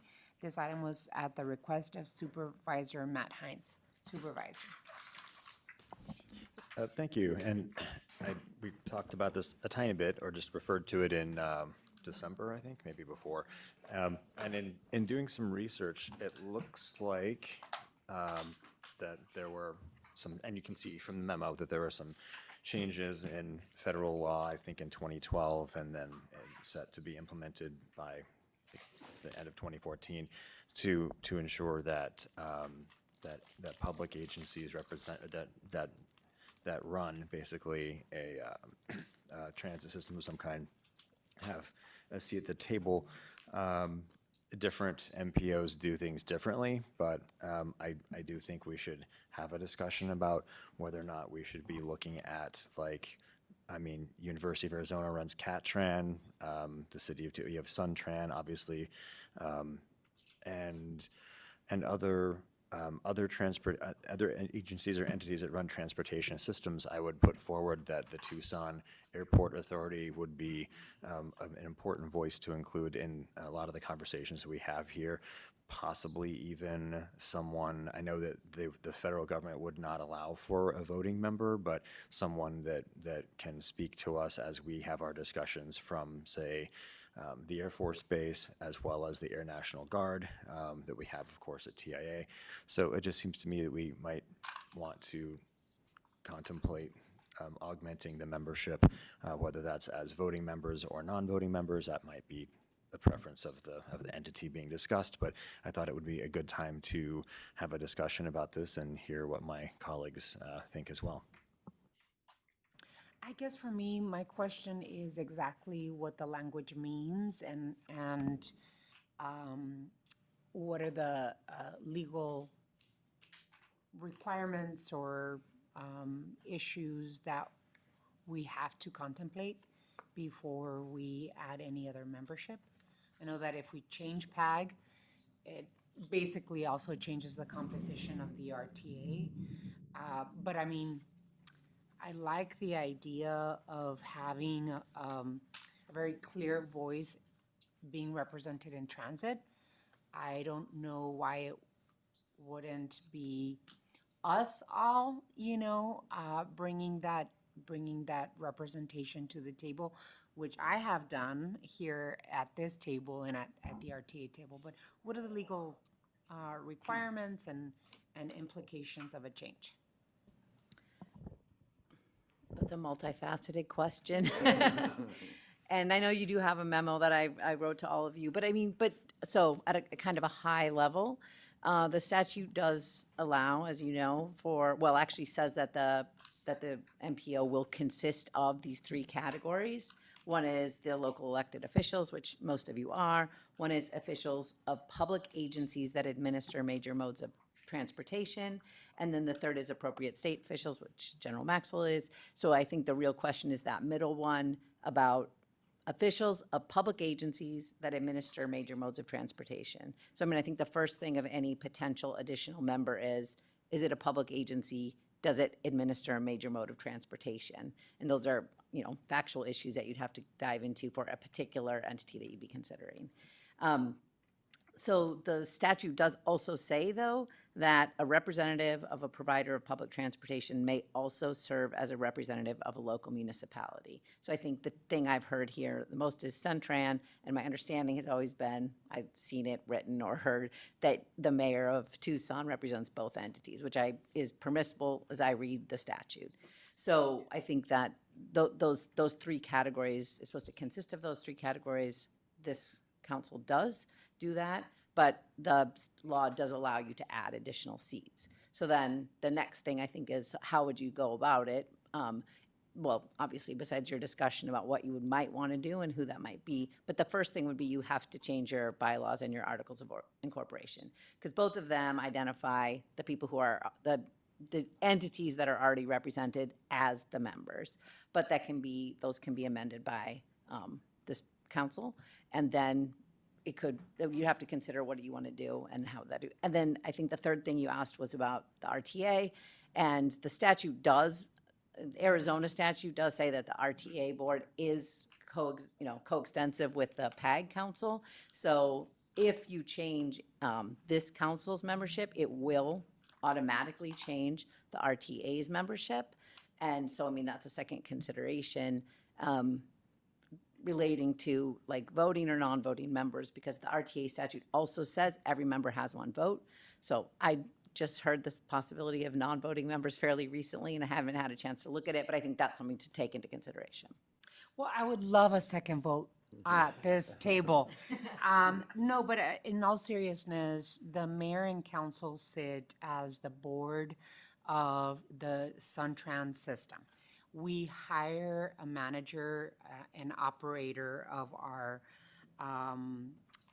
of our transit system, which is Suntran and Sunlink. RATP Dev manages and operates, but the mayor and council make the decisions for, for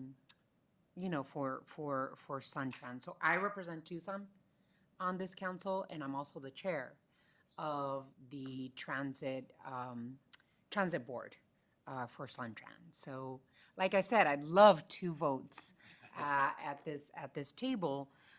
We also don't have a transit authority like other MPOs have around the country.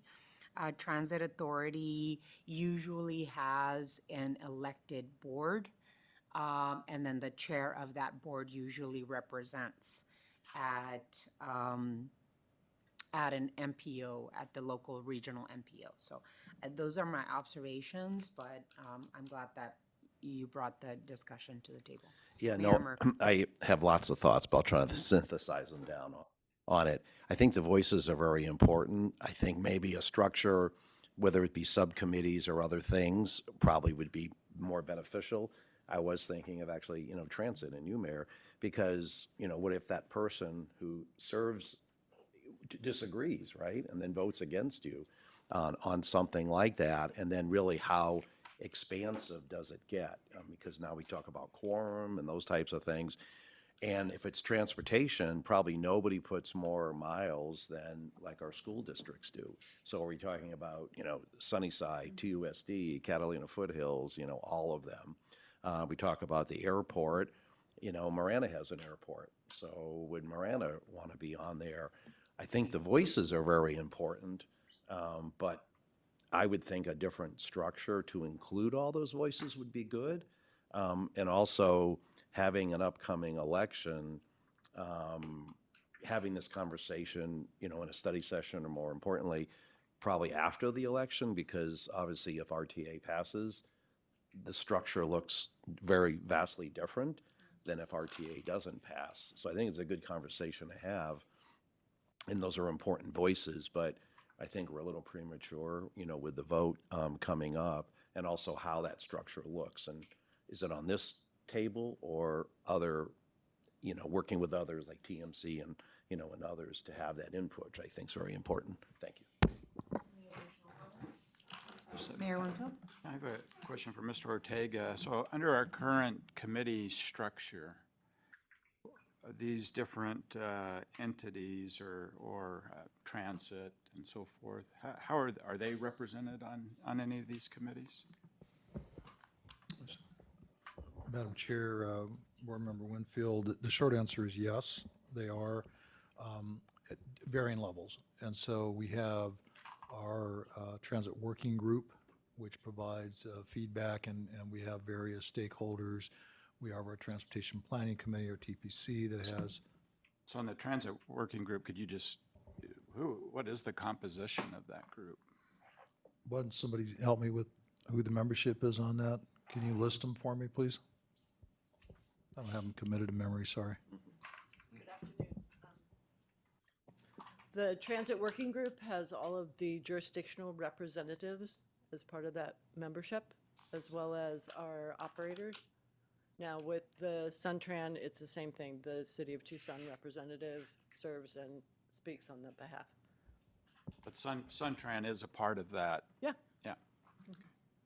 And then the other is the Planning Committee. Can somebody help me with the membership on that? Yes, Madam Chair, Mayor Winfield. On the Transportation Planning Committee, Suntran is also part of that, and the University of Arizona also has a seat at TPC, and the gentleman who serves in that role is affiliated with Caltrans. So those are the fundamental committees that exist. Certainly, the TMC, the Technical Management Committee, part of the RTA, has opportunity for community members, and we could look at designating some community members that would represent some of those other areas, including the airport. That's an opportunity. What I do know, and Jamie, maybe you can help me with this, I know that the airport is included in our TIP and our Transportation Improvement Program. So Jamie, if you don't mind, just give us a quick update on that. Yeah. Thank you, Mr. Ortega. Members of the Regional Council, that is correct. So as Jeanette said, that the Tucson Airport Authority is represented on the TPC, and also they do participate in submitting their projects for inclusion in the Regional Transportation Improvement Program. Thank you, Jamie. Mr. Maxwell. Thank you, Madam Chair. I think we've been talking about a lot in the past of how we want these voices heard at this table. I think what we just heard kind of laid out with the different committees and stuff, and this is, I think, I think it's one of your concerns, Supervisor Hines, is you want to get the experts also giving us their feedback. And I think we're at a point after the election, and we know what we're going to be looking like and what issues we're going to have to deal with, that I think we can really dive into that, whether it's a study session or anything else, and really figure out how, if we're going to have the committees actually report to us on a regular basis. There's a lot of ways we can handle this. I think right now, trying to make this change, we've got a big event coming up March 10th that will kind of tell us how we're going to look, at least for the next period of time, and what we're going to need support-wise from folks. So this is one of those ones I'd actually, if Supervisor Hines was good with us, table it. Let's bring it back when we've got more information. I think it's worth the conversation, as are some other conversations we've had around this board to ensure that there's proper representation. Just right now, I think it's just a little premature, and there's enough concerns. The biggest thing that worried me about Lisa Ann's memo was the fact that we'd have to change our bylaws, and that may require go back to the legislature, and there's some other things that because remember, we are authorized under that state statute. So we're very specific on what we can and can't be and what we can and can't do. And again, we've got other issues that I think right now are more important. But I think the conversation's great to have, and we need to continue to have it in the future. If I may. Supervisor. So, Lisa, does it change to our bylaws? I thought that we could approve that. That has to go to the legislature for some sort of sign-off? I do not think that I could be wrong. I didn't specifically look at that, but I don't believe that you'd have to go to the legislature to change PAG's bylaws. The thing that you do have to do, which is in the statutes, that if the change to PAG would materially impact, the term is substantial change, which we're familiar with in another context, would materially impact the proportional voting amongst the members, then you would have to seek a redesignation, which includes the governor's approval, and there's a process for it, which I, again, didn't dig deep into, but there is a process. But not every change would necessarily trigger that process. Okay. And I probably should have put this in my intro, but like for metropolitan planning organizations that are, working for communities of about 1 million, the average number of board members is between 15 and 30. 15 to 30.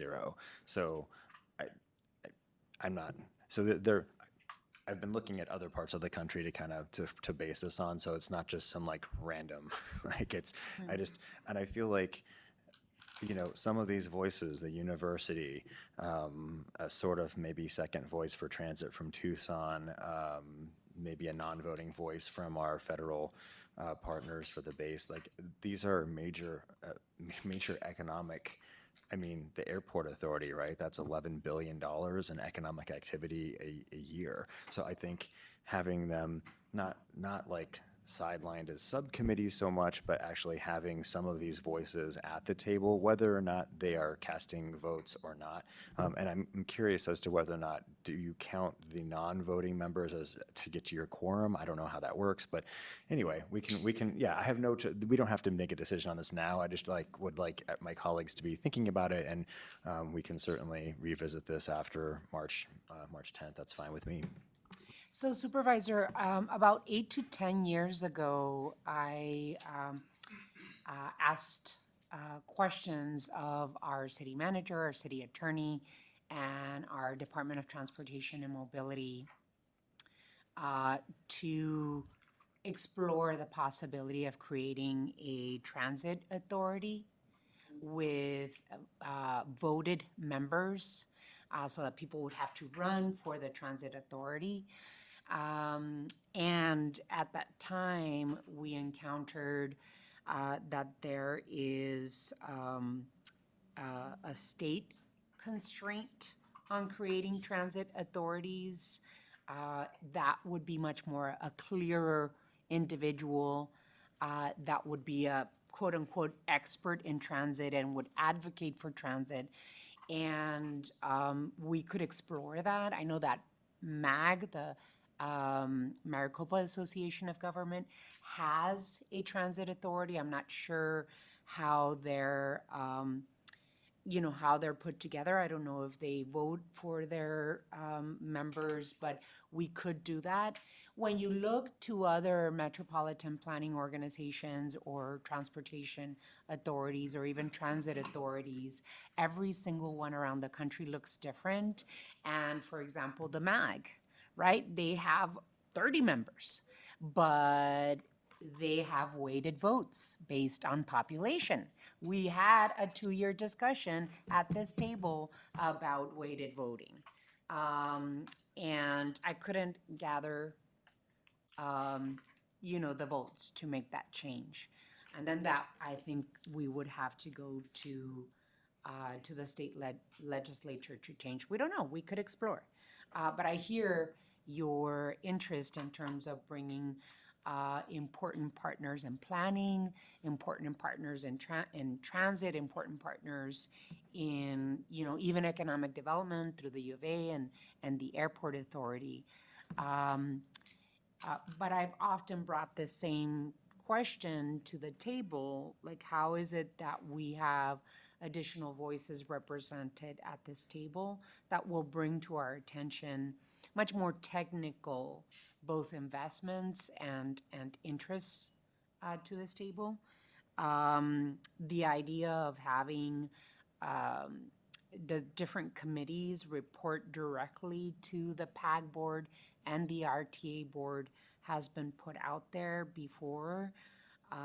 Maybe that's something that we should talk about. I know that we've also talked about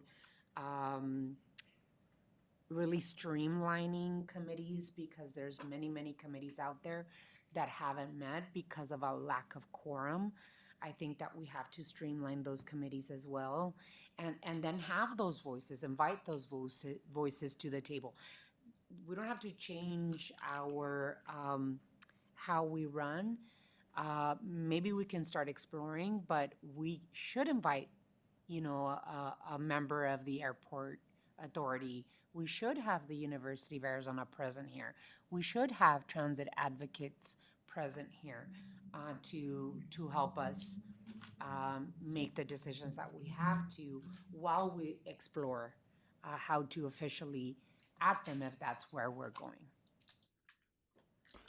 Madam Chair, and I spoke with Supervisor Hines about this, and clearly more information that's provided to a group is better because it gives you the whole realm of possibilities and solution sets, right? So you end up hopefully with a better solution, even if it's the same solution, but you've had that opportunity to listen to other voices and that. So I think that's a good thing to just kind of keep in mind. But back to the committee structures, one of the things that I observed, and I think we've talked about this on the wearing your RTA hats, is that some of the committees were reporting directly to the executive director and not to the board directly or to the regional council directly. And my suggestion I've been advocating for, and we've already made some changes to that, those committees, unless they are advisory to the executive director, should be advising the board, quite frankly. And so I think that as we have a conversation around the reporting structure, if you will, for those committees, all of a sudden it gives you a direct line to have representatives from those committees be here that are informed by those technical experts, Mayor Romero, that you mentioned. And so just give me a little time, and I think we can come back to you with some ideas that would incorporate and ensure and reinforce those members that Supervisor Hines mentioned, so that we are incorporating and ensuring you have the benefit of those voices and those expertise, that expertise, quite frankly. Thank you, Mayor. Yeah, just to piggyback off of that, Mike, I mean, that's really how our towns operate. We have planning and zoning commissions, we have park and rec commissions, right? And they are our advisors, right? And they, report to us, and when we have a meeting, how did those go? What was the vote? Those types of things. What were the comments? So that's a structure that I'm more used to, right? But having as wide of a representation, I think, is a positive thing, like you were saying. But I think it's worth, discussion, and thanks for doing that work, because that's kind of how we operate. Mayor Winfield, and then I just wanted to finish off with Supervisor Hines, just to see exactly where you want us to go with this. So before we leave the topic, just a point of clarification. Ms. Smith, you prepared this memorandum.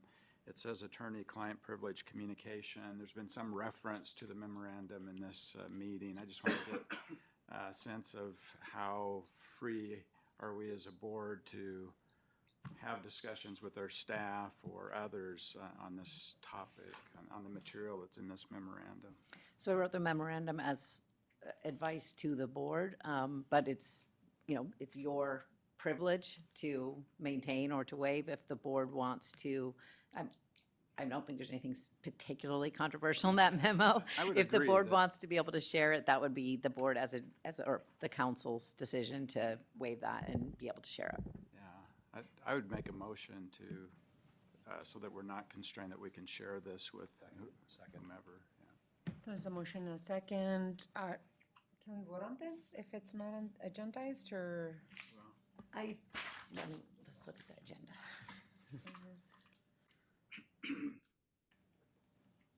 Discussion, direction, action. This would be relevant action. It does show potential action on this item, so Just Madam wanted to Chair, I make think sure that we're I doing the appreciate right it. thing. Good point. There's a motion and a second. Any further discussion on making the memo public and shareable with our staffs? Okay. If there's no further discussion, all those in favor, please signify by saying aye. Aye. Aye. Any against? Motion carries. I just, in the interest of time, I know that some of us have to jump out, but did you want to finish the item and see if there's any additional direction to continue with your thoughts? Thank you, Chair. I think we can, it sounds like an ongoing conversation would be helpful, and I agree, we can do that after March 10th, so I'm fine with that. So possibly continue the conversation and bring it after March. Alrighty. So item 11 is request for future agenda items. Madam Chair. Mayor Murphy? I just wanted to put out there, our next meeting is potentially the 25th. And that's not a Thursday because of rodeo week. It's about a week and a half before the election, which a lot of, as we heard today, a lot really rides on that, which direction, how we go. So I was just thinking if it's okay with, my colleagues and, having Mr. Ortega maybe surveying us on when, as quickly after the election, that we could have the folks here. I just think it would be more beneficial time investment-wise if we did it after the election. Madam Chair, Mayor Murphy, the current schedule is for the March 26th, so February 25th, and I knew that was going to be a challenge because that's not a Thursday, and we've got you all pretty well roped into Thursdays. The next one was March 26th, so what I'll look at is the week prior to that, so that we don't have too long a gap and it's closer to the election. And then we may forego the one because we don't have another one until June. So we'll try that. So just be thinking about the week prior to the 26th, so that'd be the 19th. So March 19th is what we'll shoot for at this point, March 19th. Thank you. Good point. Thank you for doing that, and you'll make sure that you communicate with all of us to find a good date. For me, on the future agenda items, I think that it would be good, and if you'd like to, I can send a memo, an update and review of PAG committees to potentially streamline them and make sure that we have correct representation, as well as that they're meeting and that we can bring them to report to us if we need to. So if you'd like, I'll send a memo requesting. Any others? Mr. Maxwell, and then Mr. Supervisor Hines. Madam Chair, just one final comment. The third Friday of the month of February, the State Transportation Board meeting will be meeting down here and holding our meeting at the Pima County chambers, board chambers. So for all the members, if you can take a look at the night prior, that Thursday night, third Thursday, as a possibility, if there's normally the staff and the other transportation board members, we try to have a dinner together and talk about the issues. So I just wanted to put that on everybody's radar, so thank you.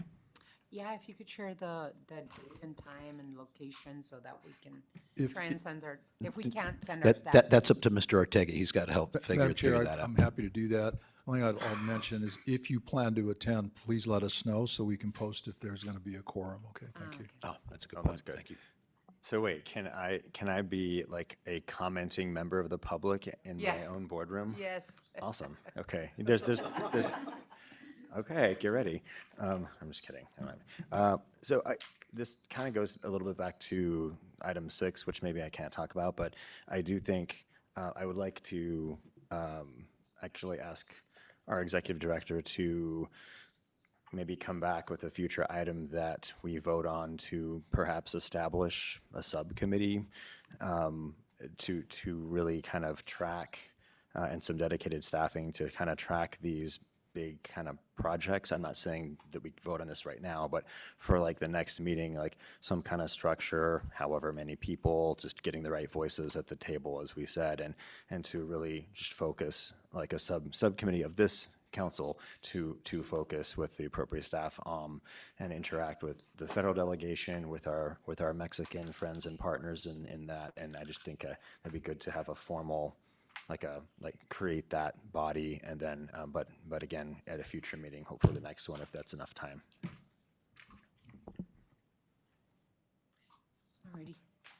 Excellent. If we don't have any others, then we move on to item 12, which is election of officers.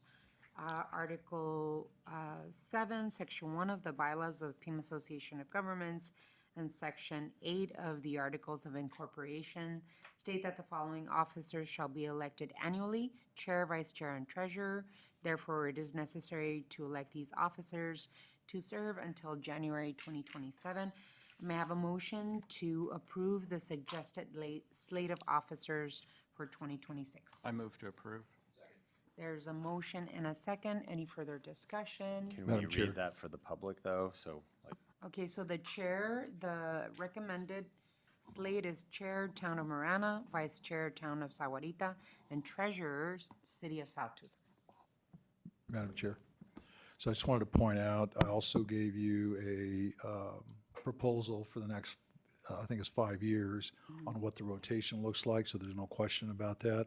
And I did that, and by the way, thank you for your patience. Normally, this is the first item on the agenda, but Mayor Post couldn't be here, so I asked Mayor Romero if she would chair today, and then that way. In overtime. She's in overtime. She's getting paid overtime now. But I just wanted to call your attention, the rotation is what we'll just go forward. If someone chooses not to or can't fulfill, then we'll just go to the next person, and we'll just kind of keep going that way. So it just makes it a lot easier than having to worry about it at this point. Okay, I appreciate your patience. Thank you. So for me, I just want to thank everyone for, allowing me to serve as your PAG chair. It's been fast, and I think that we're cleaning up and doing a lot of really important work to get back to the nature of what we should be doing, which is being a planning organization. And the items requested by Supervisor Hines today it's a perfect example of what we should be doing as a region. The safety item is another good example of what we should be doing as a planning organization.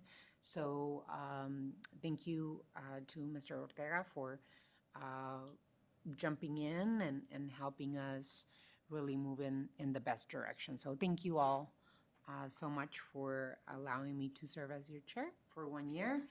And I would like to congratulate Mayor Post and the slate of officers that are they're choosing to serve as the vice chair and treasurer. Congratulations, thank you all. Let's vote then. All those in favor of the motion, please signify by saying aye. Aye. Any against?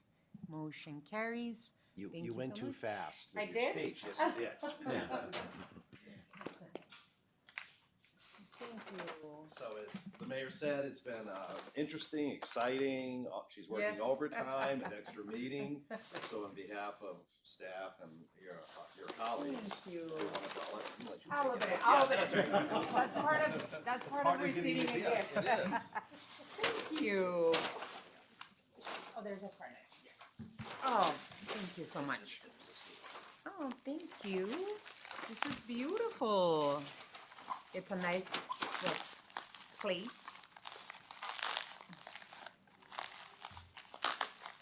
Okay, do I have to open it? Do y'all have to see me at opening it? It's wrapped well. It's wrapped well. It's wrapped well. But it's a gorgeous plate. Great. Circle art. Alrighty, so, as we move on from that item, and I promise you I'll show you my gift when I open it. We have item 13, which is an executive session. I don't know what. Okay.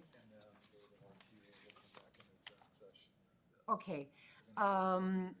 So item 13, we're going to recess and then start the RTA meeting and then come back to the executive session for PAG and RTA to have it together.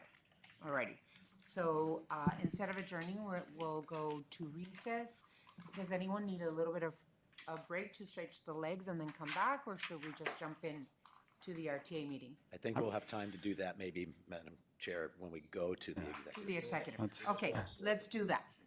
I'd like to call the RTA meeting to order. Second item is election of officers. Pursuant to RTA rules, Article 7, Officers and Elections, the officers of the RTA, Chair, Vice Chair, and Second Vice Chair shall be elected by the RTA Board from among its directors. Therefore, it's necessary to elect these officers to serve until January 2027. I move to approve the suggested slate of officers for 2026 as recommended. Chair, Town of Sarita; Vice Chair, Tohono O'odham Nation; Second Vice Chair, Pascual Yaqui Tribe. So moved. Second. Second, any discussion?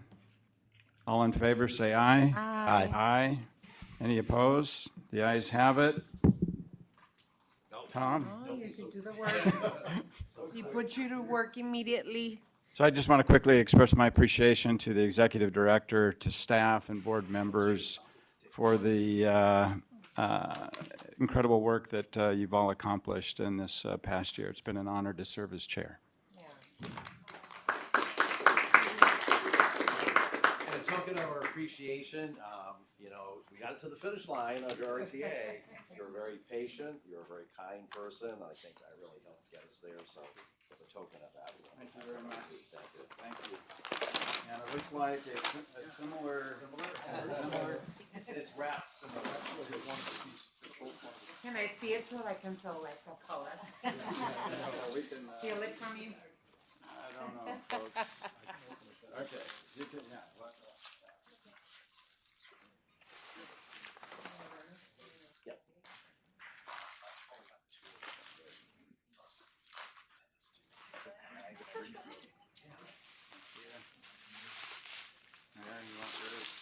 Oh, that's beautiful.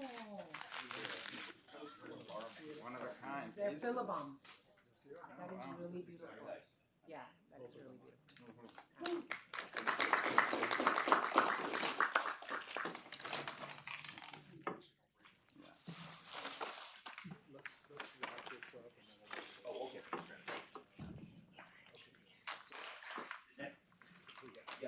Next is item number 3, which is call to the audience. Mr. Chair, if there were any speakers, I think we've outlasted them. Well, that's one way to do it. Item number 4 is a meeting summary of approvals. I'll entertain a motion at this time. I move to approve.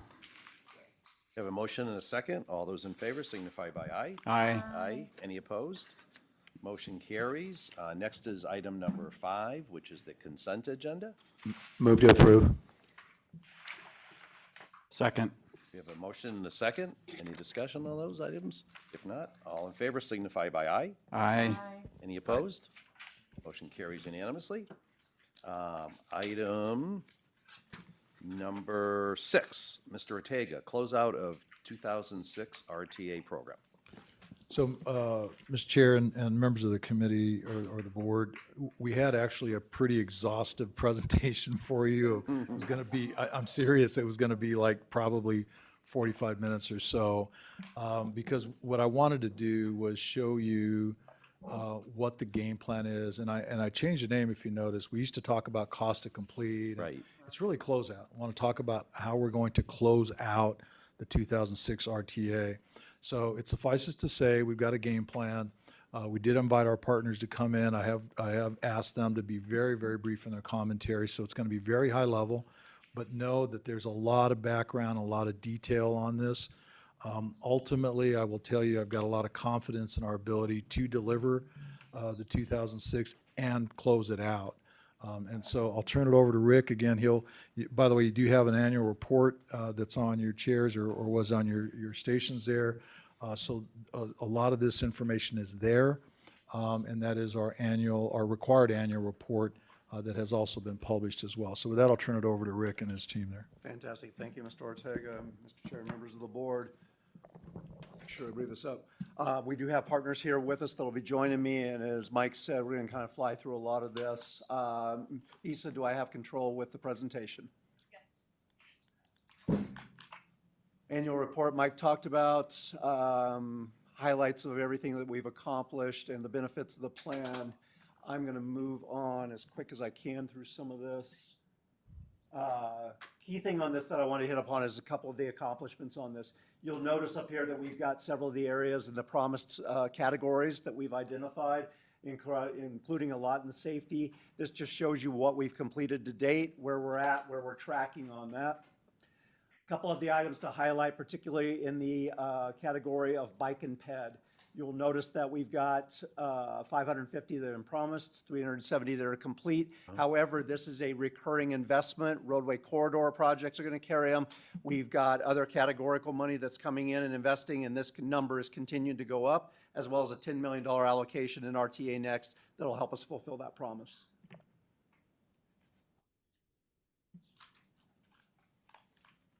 Transit items on this one, a couple items to highlight is we still have approximately 125,000 riders on an annual basis that use the paratransit, and then approximately 235 on an annual basis using Sun Shuttle public dial-a-ride.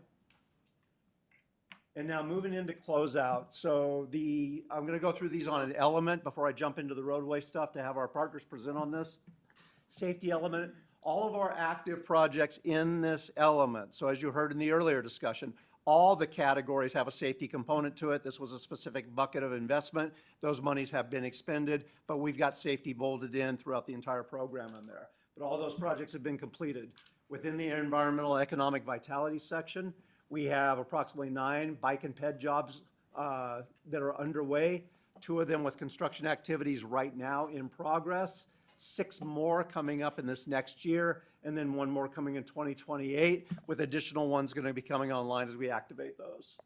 In addition, we have the wildlife crossing element out there for the wildlife mobility. We have an active project out on the TO Nation, and we're working actively with ADOT and the TO representatives to advance that project. I'd like to move it into now the roadway element. This is the key highlights on there. If the our partner members would introduce themselves, starting with ADOT. Jeremy Moore with ADOT. I am the district administrator. Jim DeGrood, City of Tucson Deputy Director. Fausto Burrell, Town of Marana, Public Works Director. What we've laid out here and working with all of them is we're going to go this in a chronological order. So projects underway, projects forthcoming, and then concluding with projects that are in the RTA Next plan. So you'll see a cycle through this, and they'll individually present on the status and progress of each of the ones, keeping it, as Mr. Mike requested, at a high level. So the active construction underway, Fausto, if you'd start us off. Thank you, Rick. Chairperson Board. So Tangerine Road Phase 2A widening is essentially complete. Paving is done, signing is done, striping, the drainage. Landscaping is underway, and we expect substantial completion in March. However, the asterisk to that is we still have a UPRR interface that widening needs to occur. We're having discussions with them. We are looking at submitting 90% plans to them by mid-February, and we're continuing to have discussions, and I believe we'll talk about this a little bit further in the presentation. One other thing I'd like to note is the town has worked with ADOT, and we're working on doing interim improvements to the Tangerine traffic interchange. We affectionately call that the Cortero treatment. So very similar to how you see Cortero, we're looking at a similar type of improvements at that location. And Sunset? Jeremy. Mr. Chair, members of the board, so we've got the Ina to Ruthroff and the Sunset Project with Granite Construction. We're hoping to have that wrapped up late spring of this year. We've got left is the final striping. We've got the westbound ramps on the I-10 section. We've got some walls that we still got to build. And then on the Sunset portion, we've got some paving, curb, gutter, and barrier to finish, some landscaping, and then the signals at the Sunset intersection. Perfect. And Jim, if you would, the city jobs. Certainly. Mr. Chair, members of the board, the final phase of Downtown Links is well on its way. We expect completion of the project in March. You'll expect to see paving beginning in mid-February. Right now, we're pouring major walls. The thing's moving really, really well. The Grant Road project, base paving is done west of Alvernon, both sides of the road. We're currently moving into landscaping on it. Base paving for Alvernon to Columbus is planned to begin in late June, or actually it's supposed to be going right now, or shortly. We're working on sewer and water relocations. Actually, they're largely completed, working on drainage work now. The big challenge is really at the two intersections of Columbus and Alvernon. We expect to get this project completed in October. On to Valencia Road. Valencia Road, we're currently under construction. The base paving is done on the north side of the road. We've moved all the traffic onto it. We're constructing the south side, working on utilities and getting the curb work underway. We expect to have the base paving on the south side, the south side planned for late February. We should be finished with this project this summer. Perfect. Hey, Rick, let me just make two comments there. Please do. Mr. Chair, members of the board, February 23rd is a date that we're working with Pima County to potentially place the last girder on the Sunset Links project. And so that will be a celebration that day because that's a big deal for that bridge and that improvement. So we'll be sending something out. Once we solidify that, we'll send something out. The other thing is, Jim mentioned the Grant Road improvements. Almost everybody wants to know when that's going to be wrapped up. Jim has assured me that it'll be by the end of this calendar year. He did say October. I'm going to hold him to that, but the end of this calendar year. So I wanted to make sure you heard that and you knew that because that's important. People are asking about that. Yeah. That's all. Rick, back to you. Nope, thank you very much for the add-ons on that. Next item is what we affectionately refer to as the next big wave coming on that. So you can see a long laundry list of projects that have been stacked up now that are ready to break free. Jeremy, if you don't mind hitting Irvington out of order and then let Jim cover the rest. Absolutely. So I-19, the Irvington traffic interchange, the prime designer with that one is WSP. We advertised that for bids this month. We have a bid opening April 3rd. Construction is scheduled to start June, July of this summer. And the scope of work is to reconstruct the traffic interchange with pedestrian and bicycle improvements. Fantastic, thank you. Jim, if you want to cover the rest. You bet. 22nd Street, project was awarded to Granite. We have a groundbreaking next week. Looking forward to seeing you all there. We expect to be able to, we expect to have to close 22nd Street in early March. So that is when we'll be looking at the full road closure, and we are moving forward with it. It's about a 3-year project. Wanted to let you know that we are going to be coming back and having conversation in the future regarding funding on it. We have awarded the project. It's very lean. We don't have much in the way of a construction contingency. We're working with PAG staff. It's been very collaborative, and we're appreciative of that. Silverbell Road, we're working right now with the Army Corps of Engineers. They changed the 404 rules. Our permit expired. We are moving again on that.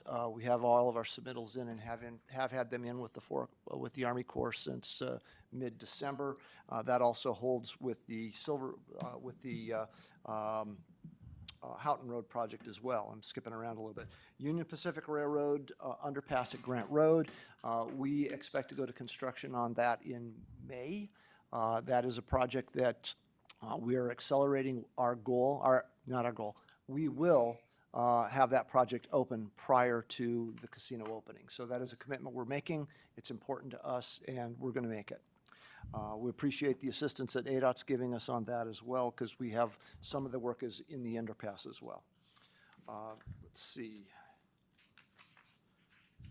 Moving on to Valencia Road, from Interstate 10 to Alvernon, we've got that under design presently. That project is federalized, and we expect to obligate in the next federal fiscal year. Let's see, Houghton Road, Irvington to 22nd Street. This project's at 100% design, although we have had some water relocation issues, or we're working through some water issues there. Water Department has some concerns about their water line. We're working on that. Utilities are currently being relocated all up and down the corridor, and we expect to go to construction late this year. In fact, our hope is to get it out to bid late spring, early summer. Fantastic, thank you. Our Rick- next one Rick- that we're lining up. Rick, let me go back to I the gotta slide. go fast. It's okay, go back to the slide. Jim mentioned the groundbreaking is February 4th. I just sent out a note. I'd love to see the RTA board there. Chairman Jose has agreed to make comments on behalf of the board because the chair can't be here. So you're going to see these more and more. So I want to point that out. I think it might be on your calendar. Also on the Grant Road, UPRR, that project that Jim mentioned, that was in close coordination with Chairman Hernandez's team with the Pascuayaki. So just know that we are working really hard to make sure everybody is at the table, and we're working through these issues as we go forward. Great. You, Rick? The next wave up broke this into the different activities, both on the construction side, design side, and then the RTA component. So as we're transitioning now into what's going to be an RTA next. So if you would, Jim, cover the first two. Sure, certainly. On 22nd Street, we've got 90% plans. They were submitted in mid-December. We're actively working with TEP and Tucson Water on their designs. We expect to get this project under construction in early 2028. With completion in 2030. On Harrison Road, the Pantano Wash Bridge, that project's being executed as a progressive design build, so we can get this thing moving rapidly. We interviewed the contractor teams. We're now in negotiations with one of them. So we expect that project to be underway in early 2027. Jeremy, if you touch upon the Bras Aviation and its interface with the I-10 efforts that you have coming up as part of your next phase. So the next project that we're trying to get into the program is the I-10 Alvernon to Valencia, which will basically piggyback from the Keynote Country Club project that's under construction currently today. We're looking to advertise this for design services February, which is next month. The delivery method on that project will be a design bid build. We're looking at getting construction started sometime in fiscal year 28 and 29. The general scope of that project would be to widen I-10 to the 3 general purpose lanes with the build out for additional future lanes, reconstruct the Alvernon traffic interchange, which would then be able to receive the SR 210 connection when the funding is available to move forward with that. Reconstruct the Drexel Road overpass, and yeah, that's it. Oh, perfect. And that interface, we've got the plan originally identified advanced right-of-way and design activities for that future connection. We'll fold that in there so that whatever that work is eligible as the ADOT gets that section going on, we'll be able to make sure that our contribution is now folded into their activities. And then the remainder will happen when that project comes online. Next grouping here is these are projects that are actively underway, even though they're in RTA next, needing the additional funding to be accelerated to keep up with the pace. There are activities ongoing that we wanted you to know about so that we're keeping that going forward.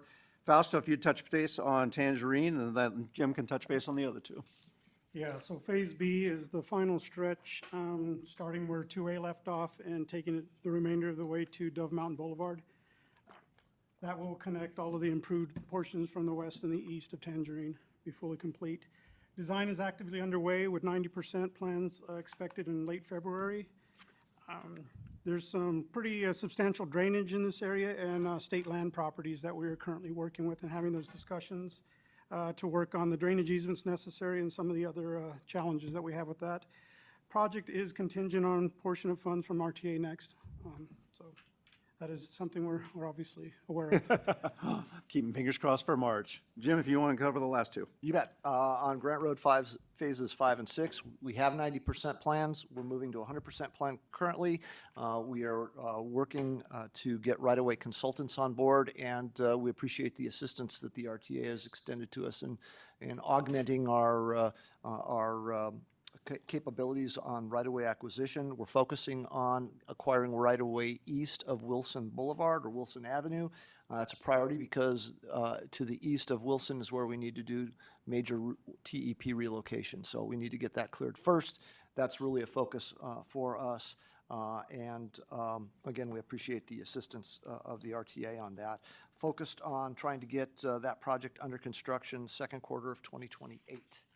On to First Avenue, we just received our design concept report, and we're reviewing it presently. We're looking at developing a construction phasing plan, and we're reviewing the cost estimates right now. They're favorable as we see them.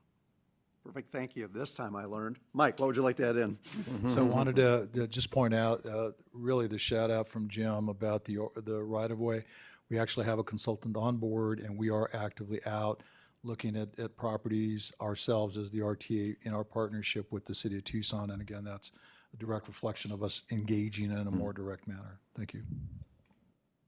Our last grouping are projects that are in RTA Next, and these are the ones that had this very, very significant scope changes. There was some initial work done, but all you've been part of it, you've heard the conversations on how these were identified for deferral into RTA Next due to those substantial scope changes on there. So there hasn't been any real work done since, except to make sure that we had clear idea on scope, worked closely with our estimating team as this was developed so that we could have these ready to go upon or contingent upon approval in March.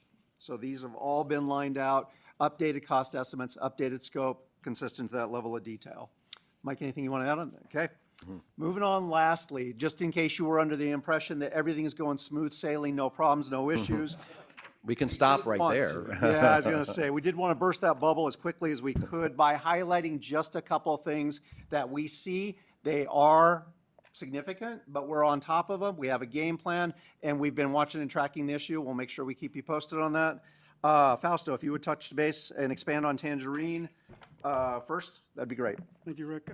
Yeah, we've had continuous dialogue with UPR and their consultants. We continue to do so. We meet on a monthly basis. We're just actively working on design. As I mentioned, we're going to have our 90% into them middle to late February and continue to work through the process. Fantastic. With regards to the Brazza Aviation, I kind of mentioned that interface on that. As you heard Jeremy talk about, the investment level is primarily focused on the mainline aspects of it. Based on future funding, we're continuing to evaluate that, the availability for that big chunk, because our last estimate is probably in $1 billion to bring on that entire SR 210 connection and all that. That's a chunk of change. So the timing on that may interface or may directly correlate and have an influence on when that can all go forward. We'll keep a close eye on that. And Jim, if you would, touch base on the Silver Bell packaging on all that in Valencia and Houghton, as well as Church. Certainly, to wrap us up. I will generally say that on Silver Bell and Houghton, both of those, we do have 404 issues that we're working through. We believe that we're going to get these resolved fairly quickly. However, the government shutdown in October, that did create kind of a logjam. So we're waiting to hear back. We just got, even though we've been in for over a month, we just got a reviewer assigned on Silver Bell, and we haven't heard yet anything on Houghton. I would mention that we do have we've accepted from Pima County the archaeological monitoring responsibility. We now have a contract with Desert Archaeology through our new city archaeologists. So we've expanded our capabilities there, and we'll be working to oversee that activity there. That's really the main thing I wanted to comment on. Mike, anything you want to add in closing? Finished with the entirety of the... Yep, that's it. We can answer any questions. Mike, if you have any closing thoughts, and we thank you for your time. That's an all-time record for the four of us. Amazing how that works, huh? So, Mr. Chair, members of the board, I think you can see the magnitude of what we've got in front of us, but also you can see, and I'm very proud of, it was a quick, and I love a quick, but I'm really proud of the way that our partners are working closely with us. They're at the table with us. I want to instill that confidence in you that we've got game plans and we're going to continue to work through this stuff. And the last slide was probably the most important, not because of the issues there, but because I wanted you to know we're not going to sugarcoat it. We're going to let you know when there's challenges. But that's where you come in, because there might be an opportunity for us to say to you, we need a joint letter from the board to UPRR to say, look, we need help, or to some other challenge, a utility company, whatever. That's really where that leverage is going to come from, at least from our end. So that concludes our presentation, Ms. Chair, and happy to answer the additional questions. No, thank you, Mike. Thank you, gentlemen, for a very thorough presentation. And it does show how we're breaking the logjam. And congratulations to the city, because a lot of that logjam is going to move you forward, obviously. Any questions from my colleagues? Yes. Thank you so much. I really appreciate the presentation, and we have definitely at the City of Tucson seen the difference in terms of partnership and solutions-oriented approach of you, Mr. Ortega, and your team. So we really appreciate it, and things are moving in the right direction. I think for me, one of my colleagues on the council, we just had a council meeting, and we had some technical questions about if Proposition 418 and 419 do not pass, then what happens to the projects that are in being built in construction? Then what happens to the ones that are in the RTA next? I know the answer to that. But then also,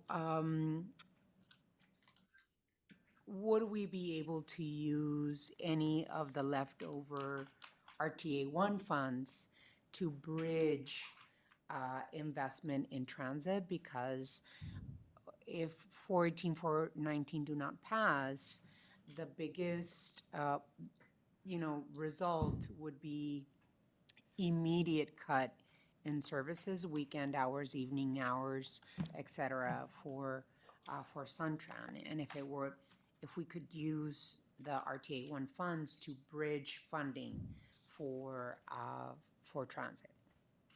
Mr. Ortega? So, Mr. Chair and Mayor Romero, thank you. So just so everybody knows, Mayor Romero sent me a request, or through her staff sent me a request for an opinion, which I've asked our attorney, Lisa Anda, to give us an opinion on, opine on that.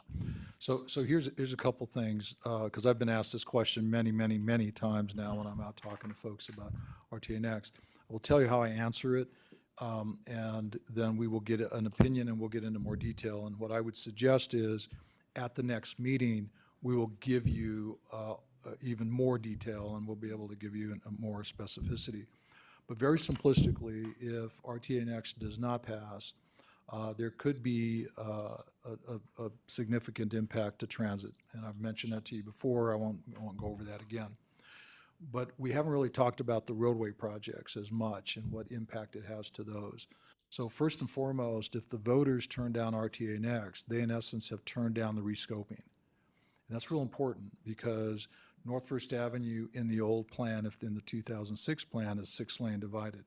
22nd Street between Keno and I-10 is 6 lanes divided. In the new plan, the RTA Next plan, those are scoped down, right? But that would in essence still be in place. The board would then, based on guidance, and we'll get into detail on that, but the board would then have to decide, with the finite resources that are left, which is both our fund balance in TPT, which is our sales tax, as well as any fund balance in HERF and or STBG, we would then bring to you a plan that says, okay, you have this much money and you have this much need. Here's our suggestion, recommendation, but you will have to make a decision on how to allocate those dollars to complete those projects.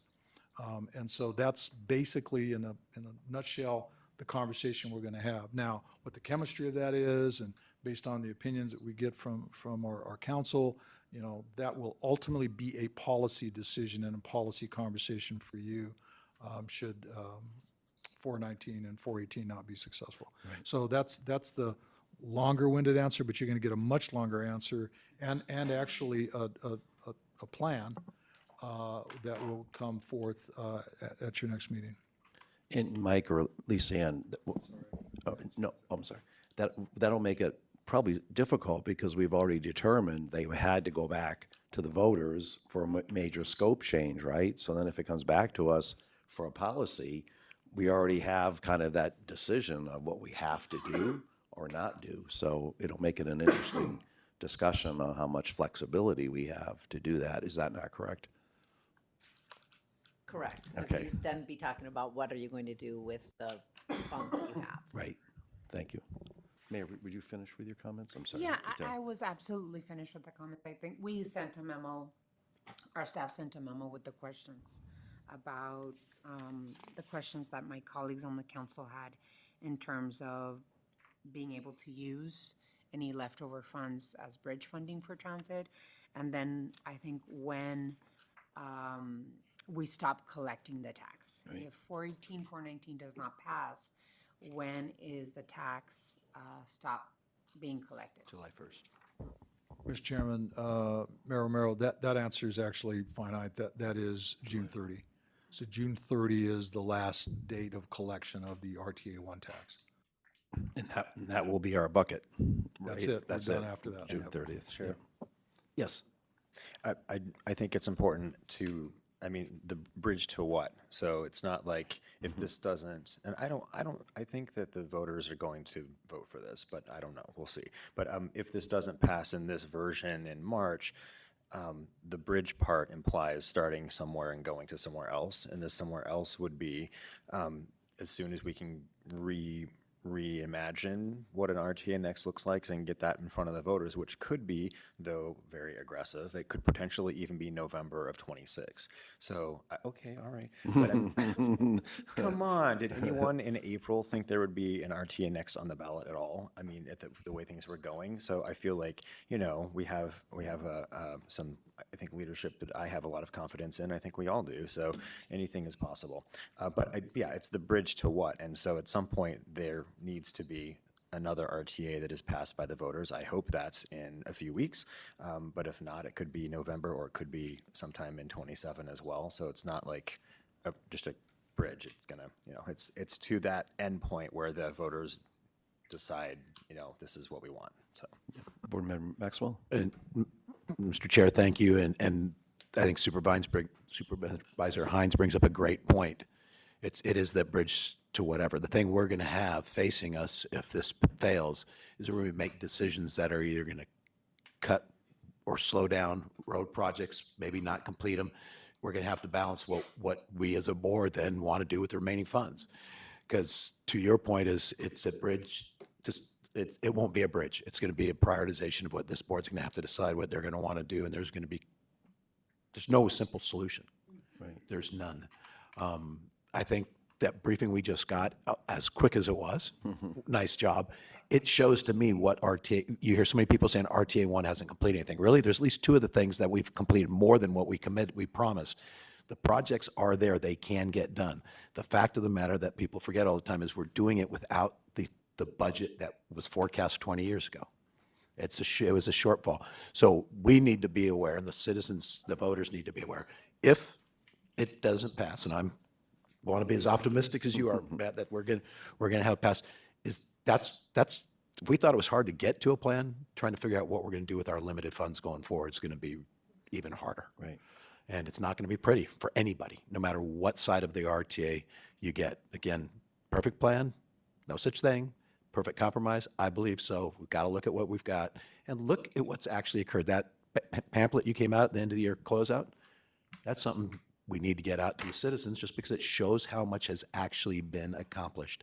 And the other misnomer from speaking about this all the time is everybody thinks, no, it's supposed to be done by 2026. No, it's the funds come in over 20 years. You can't start the projects till you have the money.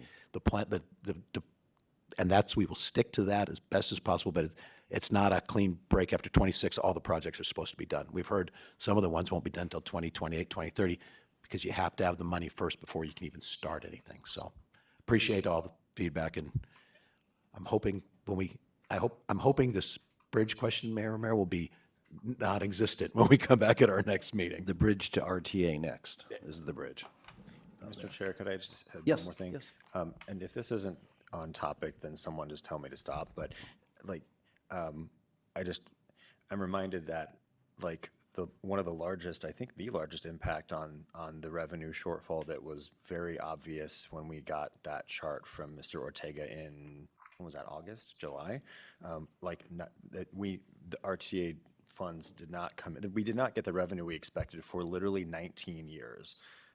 And the shortfall got bigger and bigger and bigger and bigger because we had a population estimate for now to be about, what, 1.2 something million, and or what was 1.3? Yeah. 1.3, yeah. 1.3. So we're not, I think the projections are going to be much better for the RTA Next program, thankfully. But just in case, I think it's important to, like, there probably should have been some sort of reimagination in 2009, right? I mean, only 3 years into because the deficit, that structural deficit was so marked even at 3 years in, and then all hell broke loose with the economy and credit default swaps, or I still don't know what those are, and all that stuff, right? So I just keeping in mind that we and our executive director, our leadership need to be like looking at those numbers every, 3 months, 6 months, certainly annually, so that if we need to go back to the voters, let's do it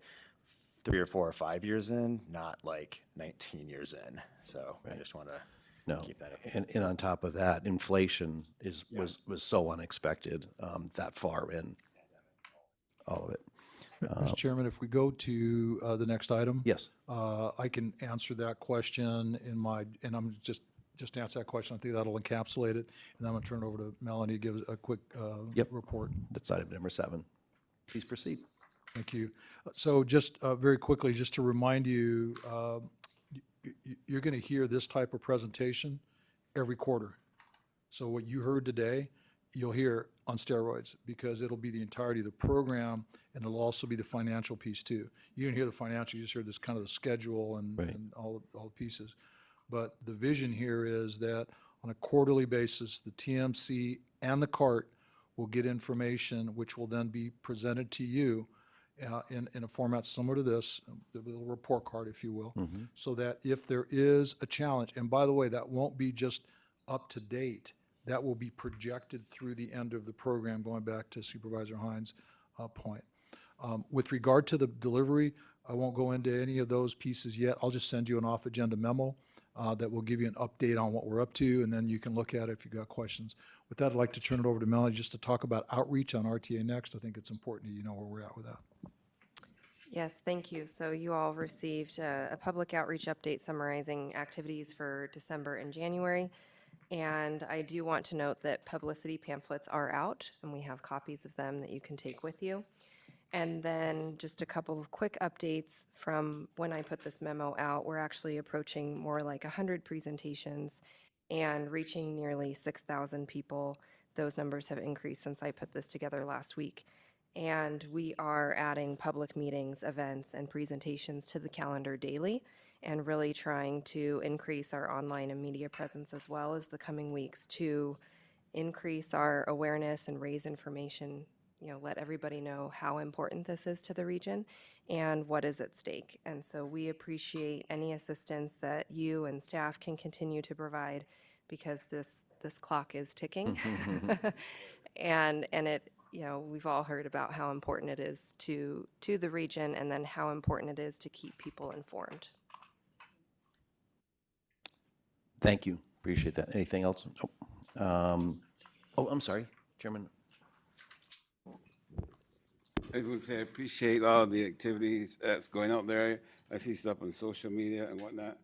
And as board members, with the authorities and the groups that we're involved in, we should be pushing this out and thinking positive.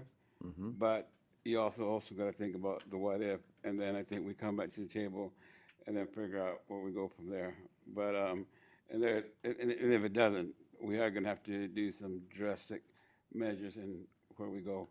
But I think thinking positive and just keep on pushing it out there, because a lot of people didn't know what RTA was about, didn't know about all this. And I've had some conversations with people, and they seen it on the social media and so forth like that. So I would talk to them about it. So, Right. and I took some of those pamphlets and I handed them out, and people got interested in there looking at it. So I think it's working. I mean, people that never knew about it or never had any discussion are then kind of like, what is this all about, you know? So the more that we get out there, I mean, like we're rounding third, and we better start running really, really fast. So thank you to all your hard work. Thank you. Thank you, Chair. Melanie, do you need us for stuff? Like, I'm happy to, a non-quorum, obviously, number of us. I think if it's just informational, obviously we can't be telling people what to do, but if it's like, I think it's, what? We can. Oh, can we? Yes. Oh, great. Well, anyway, so you can't. She can't. I can't. But I think, honestly, people, I think there's just so much, we're trying to educate people about kind of components of the plan, and we were the ones that did it. So if we can be helpful at like community forums or whatever, please ask us. And if you already have, and I haven't said anything, sorry about that, but. Mr. Chairman, we will definitely be tapping you. Appreciate the offer. We're going to need to get the word out. We're at the rodeo, I believe it's next weekend, not this weekend, but next weekend, we'll be at the rodeo at the Nation. But we definitely need everybody's help, and so I know that some of you have already done some opinion pieces. We're going to just need help. We just got to get the word out so it's accurate and informed. That's our goal, that's our plan, and we believe that we can do that with everybody working together. Thank you, Mr. Chairman. Yep, thank you. Any other comments? Appreciate it. Item number 8, request for future agenda items. Yes. I'm going to request that we have a discussion at our next RTA meeting. I think it's scheduled for March 10th. Oh, no, after that, Yep. That's the election. Right, yes. That date is in my mind. But just to be ready with an agenda item to discuss the election outcome and the next steps. So positive, and also scenario B. So I'll submit this to our executive director. Thank you for the time. Thank you. That brings us to executive session, so I'll recess our meeting and then come back and we'll both adjourn. Is that correct? Actually, if each board could vote to go into Okay, executive gotcha. session. This requires a motion for going into executive So session. moved it for the Regional Transportation Authority Board to go into an executive session. Second. We have a motion and a second. Any further discussion? All those in favor signify by aye. Aye. Aye. Any opposed? We'll recess and go to, no? Could the PAG, yes. For the PAG PAG board, or PAG Regional Council, can I have a motion, please? to So go moved. into executive. Second. A motion and a second. Any further discussion? Hearing none. All those in favor signify by saying aye. Aye. Aye. Any against? Motion carries. So we go on to executive.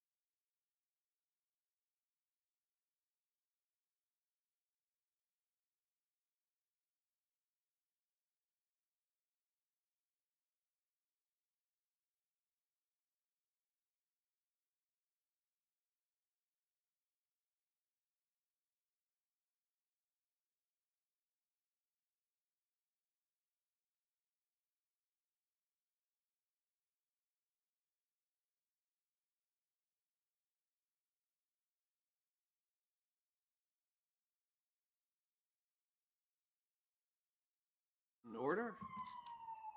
Same as PAG Regional Council? I move for our attorney to proceed as directed in executive session. You have a motion and a second? All in favor, signify by aye. Aye.